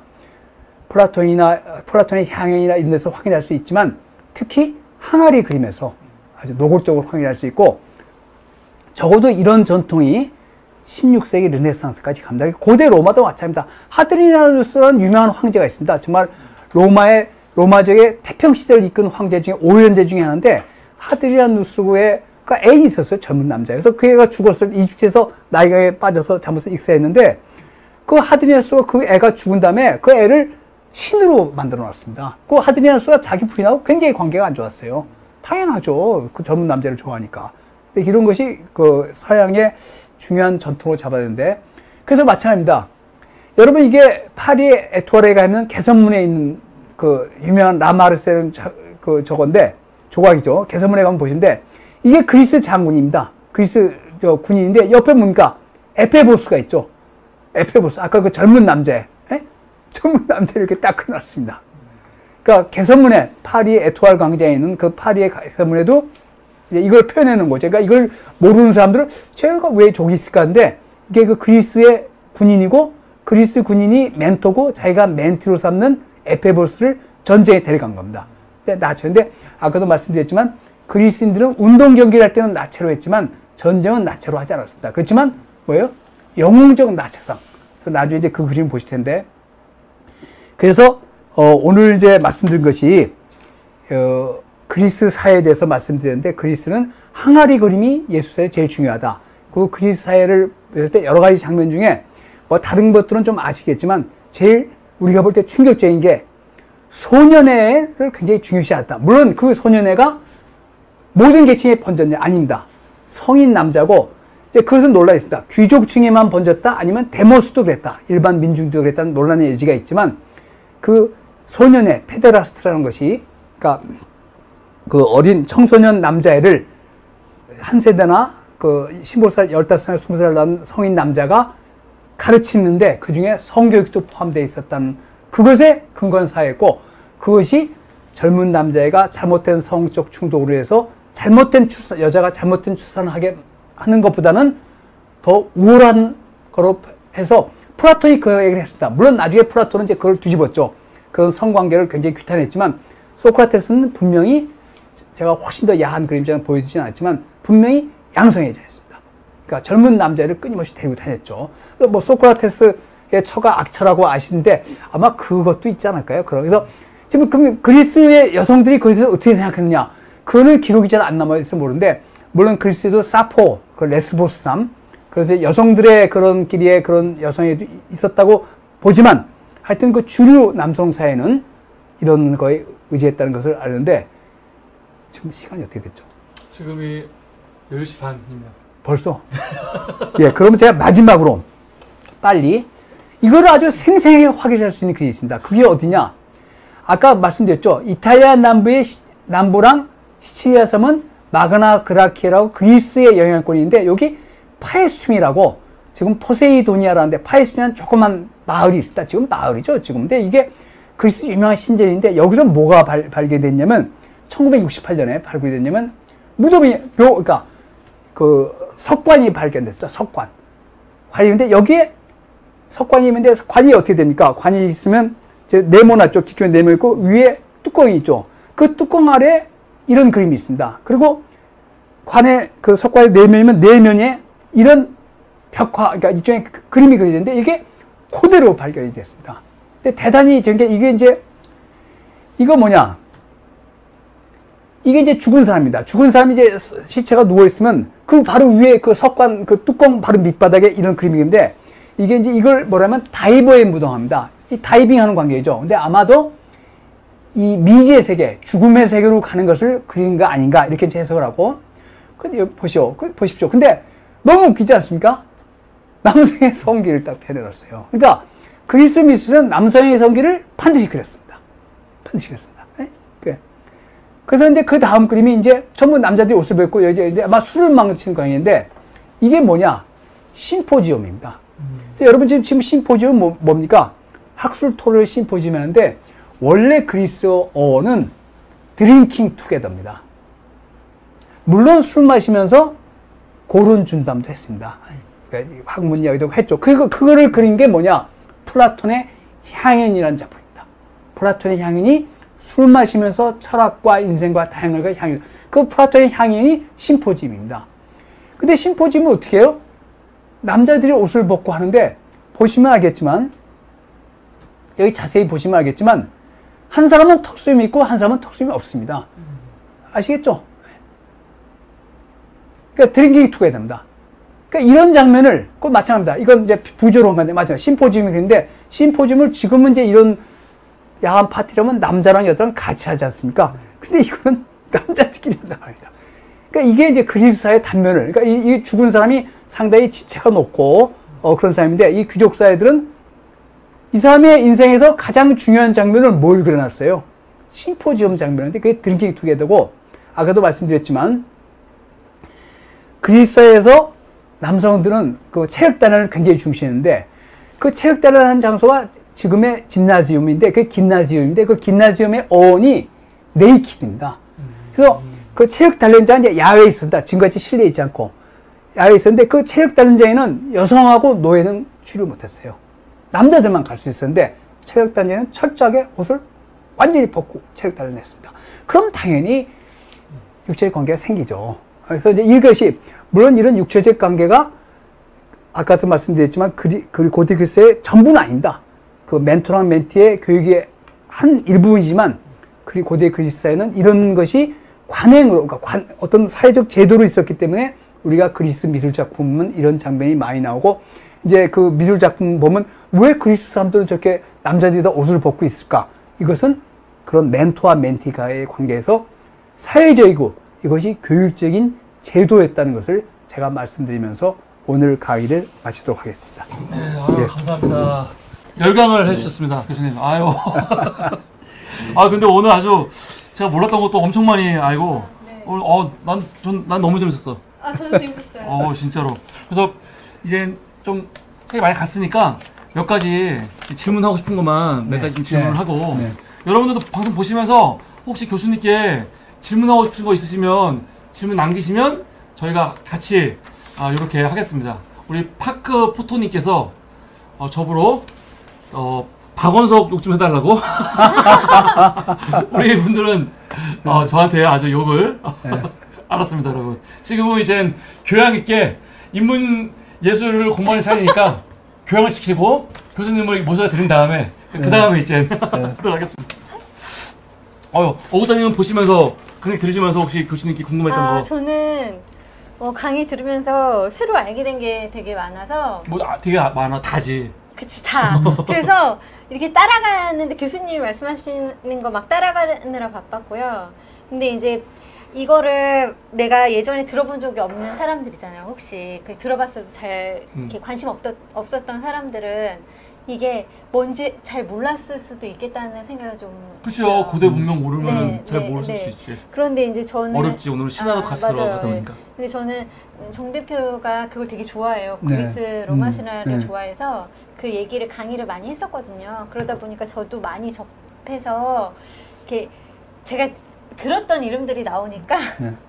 그러면서 이제 그리스의 그런 어떤 문명이 어떻게 이 메소포타미아를 중심으로 해서 그 서진하면서 그게 이제 전체적으로 이렇게 꽃피웠는지를 얘기를 해주셔서 되게 저는 그게 인상적이었어요. 저도 신하들은 알아도 사실은 제가 이 생각은 못했어요. 그러니까 그래서 에우로페 페네키아 공주를 데려가서 크레타로 가고 그냥 보통 이제 그리스 문명이 시작을 뭐 크레타, 미노아, 미케아 미케아. 그렇게 하다가 이제 미케아에서 망했을 때 네. 저는 이제 거기서 해양 민족들이 네, 다시 내려온다고 하면서 역사로 연결해 고대근동 공부를 좀 했는데 이걸 교수님은 지금 그 문명의 이동을 다 신화하고 연결시키셨잖아요. 네. 그래서 아 진짜 그러네. 그럼 신화가 구체적인 역사는 아니더라도 큰 흐름의 문명의 그렇죠, 전달을 정확히 전달하고 있구나. 예. 이게 그러니까 이제 그 네. 제 해석이 뭐 다 맞다는 게 아니라, 그러니까 호메로스 이야기도 일리아스랑 오디세이를 그렇게 해석할 수 있다는 거죠. 네네. 싸우는 자, 항해하는 자, 항해하는 자는 이긴 다음에 네. 돌아다니면 식민지를 건설해. 근데 사실 그랬거든요. 그러니까 진짜로 네, 딱 네, 너무 잘 맞고 네. 그리고 아까 전 미노라타우루스 이 이야기도 네. 저는 그냥 테세우스 영웅신화에서 나오는 네, 걸로 그쵸. 봤는데 네. 가만히 생각해 보니까 왜 다 속가 네. 제우스도 소고 다 소잖아요, 교수님. 네. 근데 이제 그 메소포타미아 문화에서 네. 페네키아 같은 경우는 이제 가나안 문명인데 거기는 가나안 문명 아니죠. 가나안 문명 아닐까요? 네, 페네키아? 페네키아 아니에요. 그러니까 가나안 지역이지만 네. 좀 페네키아는, 그러니까 가나안은 이제 메소포타미아, 크게 보면 메소포타미아에서 네. 그 이집트까지 비옥한 초승 따라인데 가나안 쪽은 좀 달라요. 좀 다르니까 다르니까. 그러니까 페네키아하고 좀 다릅니다. 그래서 거기서는 이제 보면은 이 바알 신을 예, 생각했잖아요. 예, 예. 바알이 소잖아요. 교수님. 예, 예. 그래서 그럼 그게 다 옮겼다고 봐야 될까요? 그 이미지가? 그거는 제가 좀 정확하게 좀 단언하기 어려운 게 메소포타미아는 그 황소보다는 황소도 중요하지만 이제 복합적이죠. 사자, 황소에게 네. 섞어서 했는데 이쪽 와서는 그 제우스는 황소로 이제 변했기만 했지 제우스의 상징은 독수리예요. 네. 아니 근데 에우로페가 에우로페 같은 경우는 페네키아라고 하셨는데 두로 티레 공주 아닙니까? 교수님? 아니다. 페니키아 왕국의 공주예요. 아 그래요? 에우로페는 일반 사람이에요. 아니 티레가 페네키아 안에 있으니까 보통 우리 지역 말할 때 그 안에 티레도 있고 근데 티레도 있고 페니키아 에우로페는 페니키아의 공주예요. 공주, 그러니까 제우스가 되게 유혹한 것은 되게 인간들이에요. 인간들. 네네. 뭐 그 저 리다 뭐에서 백조로 변신하 이런 겁니다. 그러니까 인간의 몸이 뭐 여신하고 있는데 인간의 몸이 훨씬 더 뭐 인간의 몸이 저 신의 몸이지만. 네. 그러니까 제우스의 신조는 비둘기인데 아니 독수리인데 예. 본인은 소로 많이 변했잖아요, 교수님. 아니 에우로페만 그랬죠. 에우로페만 그랬나요? 그 포세이돈은 소를 보냈지 자기가 소로 변하진 않았어요. 그럼 그 소 변한 게 그 페네키오 그 바알 거와 연관이 없을까요? 그건 잘 모르겠어요. 예. 그건 좀. 근데 그러니까 과거에는 어쨌든 소가 이렇게 많이 등장하는데 소가 어떤 힘의 상징이기도 그렇죠. 하고. 그렇죠. 왜냐면 이제 적어도 크레타 섬, 네. 크레타 섬에서는 소가 굉장히 소를 갖고 한 놀이가 굉장히 많았습니다. 그러니까 이제 소가 그 굉장히 밀접한 관계가 있었나 봐요. 그러니까 그거는 좀 앞으로 정 대표가 말한 거 좀 연구를 해봐야죠. 소인데.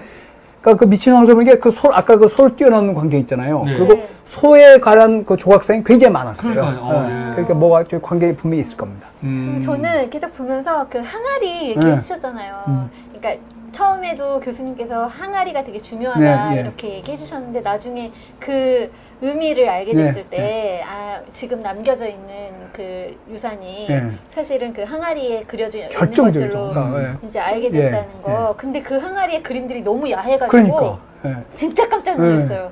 그러니까 사람들이 자기하고 밀접한 거 그리고 자기가 봤을 때 일상적으로 생활하는 모든 것들을 그리는데 왜 하필 그 그림들이 다 남자들이고 남자들하고 막 그런 좀 야한 그림들을 그리는데 그거를 먹을 때 마실 때 뭐 하는 모든 그릇에 그린 거 아니에요. 그게 일상인 거지 일상. 아무렇지도 않은 거지. 그러니까 물론 이제 못 사는 사람들은 그런 거 못 가지고 돈 많은 사람들이 이제 독일에서 했겠지만 일상적으로 가난한 사람들의 녀석은 그러겠지만 하여튼 돈 많은 사람이 그걸 주변에 놔도 옆에 보니까 그러니까 일상적으로 그런 걸 보는데 그것이 남자 몸에 대한 그런 그 어떤 그 철학적인 남자 몸이 신이 인간에 준 가장 중요한 거고 그래서 이제 그 그리스 남자들이 제일 좋아한 게 열심히 운동하고 체력 단련하고 그다음에 이제 이상화된 몸 그러니까 얼굴은 늙었어 이상화된 몸을 그리고 노인들 그러니까 몸이 막? 네, 그렇죠. 그 라오콘 보면 그 얼굴에 비해서는 몸이 물론 지금도 그런 몸짱이 있겠지만, 그러니까 그런 거를 그게 그리스 시대 이제 미학이었죠. 그걸 이제 젊은 남자의 잘 빠진 몸, 칼로스, 그거를 구현한 것이 예술의 일차적인 목표라고 생각했던 것 같아. 그러면서 제가 한 가지 이제 막 약간 이거는 뒤틀린 시선일 수도 있는데 예전에 남자들은 그렇게 몸이 좋게 그렸는데 여자들도 몸이 좋게 그렸더라고요. 그렇죠. 네. 여자 몸. 지금은 막 이렇게 여리고 이렇게 약하고 이게 시대적으로 변한 것 같긴 그건 한데. 이제 그런 그 남성이나 여성 몸의 아름다운 몸에 대한 신화를 깬 게 19세기 후반, 20세기 초에 저거예요. 그러니까 뭐 실레, 에곤 실레의 그림은 나체가 정말 정말 충격적이거든요. 네. 근데 하여튼 이런 미학, 그러니까 잘 빠진 남자의 몸, 또 그 관능적인 여자의 몸에 대한 신화가 깨진 게 19세기 말 20세기 초입니다. 근데 지금도 사실 남자는 그런 지금 우리가 봤던 과거의 그런 몸을 비슷하지. 지금도 선호하는데 지금 여성의 몸은 예전에 그 사람들이 그건 원했던 관념이랑 완전 다르잖아요. 근데 그게 변한 게 아니고 저는 교수님 강의 들으면서 생각이 든 게 저도 이제 미의 기준이 바뀌었다고 많이 들었고 근데 그게 아니라 들어보니까 남자의 미가 중심이었잖아요. 여자 미가 중심이 아니고 그래서 여자의 미를 일부러 그렇게 그린 게 아닌가. 그 당시에도 지금의 미와 비슷한데 아니 여성의 미는 아니 여성들은 좀 약간 풍만하게 그렸고 그게 루벤스 아까 그 루벤스 이제 루벤스가 대표죠. 풍만한 여성이 그리고 르누아르나 19세기까지 그랬는데 20세기 와서 그 20세기 초에 바뀐 것 같아요. 저는 이렇게 고대랑 중세의 여성의 몸이 더 좋더라고요. 그렇죠. 그래가지고 지금은 좀 너무 사람들이 거식증이 걸릴 만큼 미의 기준이 약간 달라요. 왜냐면은 고대에는 애를 낳는 거, 이 다산 그게 아주 중요하기 때문에 건강한 몸이 아름다운 거고 지금은 사실 그게 아니지. 그러니까 그게 건강한 거잖아. 지금은 여자들이 그치, 과거가. 그러니까 그 남성의 성기를 이렇게 발견했던 것도 다산성하고 관계가 있어요. 그러니까 그 이제 그거 약간 희극적이죠. 그리고 좀 깔깔대고 웃기도 하지만 다산성, 그러니까 여성의 몸을 이렇게 배를 약간 그리거나 풍만하게 그린 것도 다산성 연결되듯이 남성의 그런 성기를 발기 상태인 것도 다산성 연결되고 또 재밌잖아요. 그 사투르스 하는 보면 저 녀석 뭐야 하고 깔깔대고 웃기다. 그런 면도 분명히 있습니다. 그거 굉장히 노골적이죠. 굉장히 노골적이죠. 그럼 이제 또 제가 느낀 건 좀 고대 시대가 보니까 남성들의 다 옷 벗기고 밀은 여성들은 다 옷을 입히는 게 그럼 이게 고대 그리스가 굉장히 그러면 가부장적이고 여성에 대해서 엄숙주의가 있는 거예요. 그럼요. 그러니까 무슨 소리예요? 고대 그리스에서는 40만 아테네 시민의 4~50만인데 여성은 시민권이 없었고 아까 그 체육장에도 여성은 못 오겠어요. 여성 못 오겠고 여성은 그러니까 열등하다고 생각했습니다. 지적으로 여성은 열등해서 뭐냐? 애만 낳는 거야, 애만. 아니 그러니까 그렇게 했을 때 그 남성들이 그러니까 아까 심포지움에 대해서 교수님 말씀하신 것처럼 이렇게 턱수염이 있는 남자가 젊은 남자들하고 같이 이렇게 막 즐기는 거잖아요. 사실 이야기하고 놀고 말하고 대화하고 뭐 술 마시고 같이 노는 그런 게 이 사회에서는 되게 그냥 빈번하게 벌어지는 거고 여성들은 그 안에 끼어들 수 없는. 그러면 여성들은 여성들만의 다른 이제 그거는 정확하게 저희가 여성들에 대한 기록은 정말 없습니다. 그러니까 소크라테스의 처가 악처라는 이야기는 알지만 그 악처가 근데 이제 그걸 어떻게 봤을까? 부인이 그러니까 되게 30대 남자가 10대 초반 여자랑 결혼하는 게 되게 관행이었습니다. 근데 그 여성이 남자가 그 양성을 한다는 걸 알았겠죠. 근데 그거 때문에 그건 별로 기록이 없어요. 하긴 왜냐면 여성 같은 경우는 인구를 계산할 때도 여성과 아이는 빼고 계산하고 있으니까 기억 자체가 사실은 가려진 기억이죠. 4만이라는 것은 그러니까 아테네 민족의 4만이라는 것은 남자, 성인 남자만. 그렇게 따진다면요, 이게 고대 그리스의 어떻게 보면 서구 문해의 처음 시작이잖아요. 근데 고대 그리스가 그렇게 남성 중심의 사회였고, 그리고 남성들의 어떤 그런 모임이나 이런 게 활성화됐었던 그런 사회였는데, 그렇다면 막 동양에서는 그런 문화가 전혀 없었잖아요. 저는 전혀 없었을 것 같은데. 동양에 대해서 제가 잘 모르겠어요. 동양은 그런 기록이나 이런 거를 그러니까 뭐 그림으로라도 그런 식으로 표현된 건 제가 못 본 것 같은데. 이제 물론 동양도 남성 중심에서 있었겠죠. 근데 이제 그런 그 동성애 이런 건데 동성애나 양성애나 거듭 말씀면 동성애, 양성애, 이성애는 현대 개념입니다. 그리스 시대는 그런 개념이 없었어요. 성행에서 능동자, 수동자라고 보는데 능동자 남자, 근데 남자 여자를 가리지 않았어요. 그러니까 이건 상당히 충격적인 사실입니다. 네, 충격적이에요. 남자들은 그 능동적인 역할을 한 것이 힘이 있고 남성이고 성인이고 없는 것은 여성이고 어리고 약한 거 이렇게 보면. 그러니까 근데 일본 같은 경우도 전국시대에는 다이묘들이 미동들을 데리고 다녔어. 그건 있어요. 분명히. 그러니까 당연하죠. 중국도 당연히 있죠. 그런 거 있었어, 계속. 소년에는 당연히 소년은 어떤 사연이 있었어요. 근데 아까 그 케네스 클라크가 그 말이에요. 케네스 클라크가 그 서양 미술의 핵심이 누드라 그랬거든요. 근데 이제 케네스 클라크가 차마 그 말을 못한 거야. 그 남성 그걸 못한. 그건 이제 60년대에 와서 이제 공개되고 이제 저 그리스사의 저 동성애라고 유명한데 동성애는 정확하게 저 소년인데 그 말은 맞아요. 왜냐면 동양도 그런 관행이 그리스처럼 제도적으로 있었겠지만 미술로 표현하진 않았죠. 그건 이제 춘화죠, 춘화. 춘화도 되게 남녀가 아니 물론 있어요. 있지만 많지는 않은데 그리스의 저 고대 그러니까 서양 미술의 핵심은 케네스가 누드라고 한 것은 어느 정도는 많습니다. 우리 사실 16세기 르네상스나 17세기 뭐 티차나 이런 그림 보면 여성들가 압도적이거든요. 그거의 그림 그 변화를 쫙 가려면 에곤 실레까지. 에곤 실레의 여성은 정말 충격적이거든요. 정말 저걸 이쁘다고 봐야 돼, 추하다고 봐야 돼. 그러니까 누드를 깨는 거죠, 개념을. 그게 이제 말은 현대 미술인데, 하여튼 그 케네스 클라크의 그 말은 맞아요. 과장이지만 이제 그것이 남성 누드에서 시작된 말은 케네스 클라크가 안 했지만 서양 미술의 핵심이 일관된 핵심이 누드였다는 것 그건 맞습니다. 그러니까 그 그림 자체가 되게 관능미가 그렇죠. 느껴지잖아요. 카로스란 말 자체가 이제 보통도 카로스를 이제 잘생겼다 잘 빠졌다라고 말하지만 거기는 섹시하다는 말이 표현. 그러니까 카로스가 우리가 요새는 뭐야 남자가 여자를 보고 섹시 뭐 서로 그러는데 카로스란 말은 그 당연히 그 관능미가. 근데 그거 웃기죠. 죽은 아들을 안고 그 엄마가 비토해는 장면에 거기다 카로스라고 딱 새겨놨잖아요, 접시에다. 그 잘 빠진 몸매를. 그거 되게 진짜 깜짝 놀랐어요. 그러니까 대단히 다르거든요. 원래는 이렇게 딱 그냥 사랑하는 것만 있는데 아닙니다. 이 자체가 카로스란 말은 관능적인 게 들어가 있어요. 아니 그러니까 이게 고대엔 무슨 동성애는 그 개념이 없는 거고 없었죠. 현대 개념인데 그 현대 개념이죠. 그런 중세 기독교 건너면서 그렇죠. 완전히 이제 우리가 로마 시대까지도 황제까지가 로마 시대도 이제 그걸 로마 시대는 건 그 제도는 아니었습니다. 로마 고대는 있지만 황제가 젊은 남자들 근데 그런 진시황이라는 중국에도 있었죠. 미동들 데리고 당연히 있고 우리나라에도 당연히 있었는데 고대 로마까지는 그 누드 조각이나 그림이 남성이 훨씬 많았어요. 근데 이제 기독교 사회에서 이제 그거를 완전 소돔이나 규탄해서 이제 완전히 특히 남성은 여성 자체도 못 그리겠지만 특히 남성에 대해서는 철저히 배제됐죠. 그 남성 간의 동성애는 굉장히 해서 그걸 소돔이라고 그러거든요. 근데 그 척박한 팔레스타인이나 그쪽 그 예수님 측에서 거에서 남자들끼리 같이 있는데 그걸 그렇게 보여요. 그러니까 수간, 그 수간, 예. 그 양떼들 그걸 당연히 하죠. 그렇죠. 있었죠. 근데 이제 그거를 서양 미술은 그거를 그냥 보여준 거죠. 근데 이제 그 중세는 못했다가 르네상스 시대 15세기 되면서 도나텔로가 최초의 남성 다비드상을 실물 크게 조각상을 하고 그 유명한 보티첼리 비너스의 탄생에서 보티첼리가 여성 누드를 최초로 보여주는데 그 전에 없던 건 아니에요. 근데 완전 자체는 이제 그때 나오는데 그 중세기에는 그걸 못하게 했죠.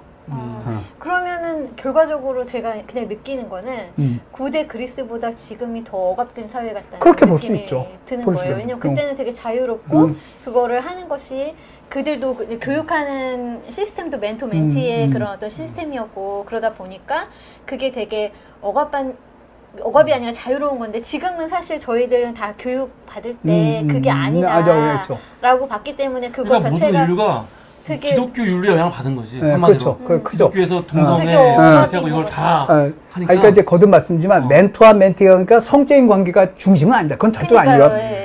넓게 세상을 가르치고 이러면서 그것도 한 부분이고 그것이 충격적인 것은 사회적이고 교육적인 제도였다는 거죠. 근데 로마 이제 그는 그게 깨집니다. 그게 없어지고 이제 교육을 따로 시키죠. 따로 시키게 하는데 그런 관행이 상당히 남아있죠. 남아있었죠. 그러니까 사회가 오히려 뒤로 갈수록 그런 쪽에서는 그러니까 어느 게 더 억압이고 어느 게 더 그냐고는 말하죠. 그러니까 제가 이제 그 말씀인데 우리 시대의 관점에서 그러니까 우리가 지금 더 훨씬 뭐 편해지고 이랬지만 예컨대 이런 말이죠. 핸드폰이나 디지털이 지배한 사회가 훨씬 자유로워진 건 말이지만 어떻게 보면 알도스 헉슬리의 이야기한 전체주의 사회로 갈 수도 있거든요. 무서운 겁니다, 사실. 훨씬 더 뭐라 그래야 돼? 훨씬 더 개방적인 것 같은데 그치만, 훨씬 더 이렇게 고립돼 있고 또 사람에 그렇죠. 대해서 네. 저 이렇게 통제를 네. 할 수 있는 아니, 그런 통제 사회. 당하고 있는 것 같아요. 그렇죠. 왜냐면 그게 아니라고 생각하니까. 교수님 이제 질문 하시는 분들 붓담배님께서 미노타우로스가 아까 소리 인도의 그건 신과 연관이 없잖아요. 잘 모르겠어요. 그러니까 아까 이제 정 대표 질문인데 그 황소가 이제 근데 아까 뭐 바알신하고 있는데 그건 제가 잘 모르겠어요. 그건 저는데 하여튼 그 황소의 몸이라는 게 황소가 이제 힘이 세니까 그런 것이 있었죠. 그래서 어떤 피카소와 그 미노타우스의 그림에서 좋은 걸 많이 남겼어요. 굉장히 귀엽더라고요. 네. 피카소가 그리면 너무 귀여워요. 그죠. 대단하죠. 그러니까 피카소의 그 천재성이 그겁니다. 그 글씨 하나에 정말 그 모든 단점. 그러니까 대쌍인데 그냥 대쌍일 뿐인데 색채도 없는데 마치 정말 살아있는 그렇죠. 듯이 피카소가 좀 대단한 재능가죠. 대단한 재능가죠. 그래서 최성희님이 아까 여성의 몸은 출산이 우선이기 때문에 풍요로움이 예, 필요한 것 같다. 그렇죠, 맞습니다. 이게 맞는 것 같다고 얘기했습니다. 그리고 제가 또 마지막으로 하나만 더 하자면, 그러니까 여성은 시민이 아니었습니다. 여성은 우리 하쌤님, 제가 좀 이상했던 거는 그리스인들이 아니 로마인들이 로마하고 그리스하고 싸웠잖아요, 교수님. 싸우기도 하고. 왜냐면 나중에 일방적으로 그렇죠. 일방적으로 했잖아요, 이렇게. 근데 문화 같은 경우는 로마가 자기들의 조상을 그리스로 여기고 그리스를 엄청 트로이로 여겼죠. 트로이. 있잖아요. 그러니까 그리스 문명인데 이제 그 다음 시간에 로마 때 하겠지만 로마는 문화 예술은 그리스를 뭐래서 그리스 조각도 다 복제하고 되게 로마 시대에 뛰어난 저 화가나 이런 것들은 되게 그리스 출신이었어요. 근데 그것이 언제까지 가냐? 13세, 14세까지 그러니까 조토가 나오기 전까지는 그리스인들이 서양의 미술을 끌고 왔어요. 유명한 건축가, 조각가 그 인식이 좀 이상했던 게 우리 같은 경우는 만약에 우리가 일본 식민 지배를 받았잖아요. 근데 일본이 우리를 지배했는데 한국의 문화가 너무 좋아. 그래서 우리 조상은 한국의 이게 우리 조상이야. 백제도 인정 안 하는데 근데 마찬가지로 로마는 지들이 점령을 했는데 점령지의 문화가 자기들의 조상이고 엄청나게 이상인 것처럼 막 너무 좋아하니까 그렇죠. 그게 되게 이상했거든요. 그게 이제 다음에 얘기했지만 뭐 그 여러 역사지만 그리스 사회는 굉장히 폐쇄적이었습니다. 그러니까 여성의 대표고 아테네도 부모가 아테네 시민이었으면 아테네 시민을 인정해서 외국인도 배제했어요. 그래서 아리스토텔레스가 나중에 이제 아리스토텔레스가 아테네 출신이 아니에요. 어디 소아시아 터키가 섬 출신인데 나중에 알렉산더 대왕도 마케도니아도 그리스인들은 야만이라고 봤어요. 완전히 야만이었는데 부모가 아테네 시민이 아니면 아테네 시민으로 받아주지 않았어요. 근데 로마 어떠냐? 로마는 그게 관용성이죠. 그러니까 로마가 나중에 제국으로 성공한 게 겁니다. 다 시민권을 줬어요. 처음에 물론 안 그랬지만 다 하셔서 적어도 문화예술은 그리스 것을 철저히 복제했습니다. 그러니까 로마의 그 뛰어남이죠. 제국의 뛰어남이죠. 그게 그러니까, 가장 아름답다고 가진자의 여유. 가진자의 여유. 제국의 그러니까 로마 제국이 470년 거의 500년을 간 게 제국이 500년 가기 쉽지 않아요. 몽고 우리가 이제 제일 좋은 게 몽고 제국이죠. 몽고가 세계를 잡는데 몽고가 몇 번 못 갔죠. 미국은 얼마나 갈까요, 교수님? 글쎄요. 근데 그러니까 제국은 그게 오래 못 가요. 너무 재밌었어요. 오늘 너무 재밌었고 너무 즐거웠고 저는 너무 재밌었어요. 그래서 다시 한번 봐야지. 그래서 다음 시간에도 기대됩니다. 앞으로 매주 화요일은 우리 송기영 교수님과 송기영 교수의 서구문예사 사문예 사람 ING 문화예술에서 우리 송기영 교수님의 서구문예사 매주 이제 화요일 날 9시에 하도록 하겠습니다. 여러분 오늘 우리 예서준 교수님을 위해서 박수 한번 감사합니다. 여러분 감사합니다. 우리 2부는 10분만 쉬고 돌아와서 다음 이슈 곽상도 이야기 돌아가도록 하겠습니다. 여러분 감사합니다. 10분에 뵙겠습니다.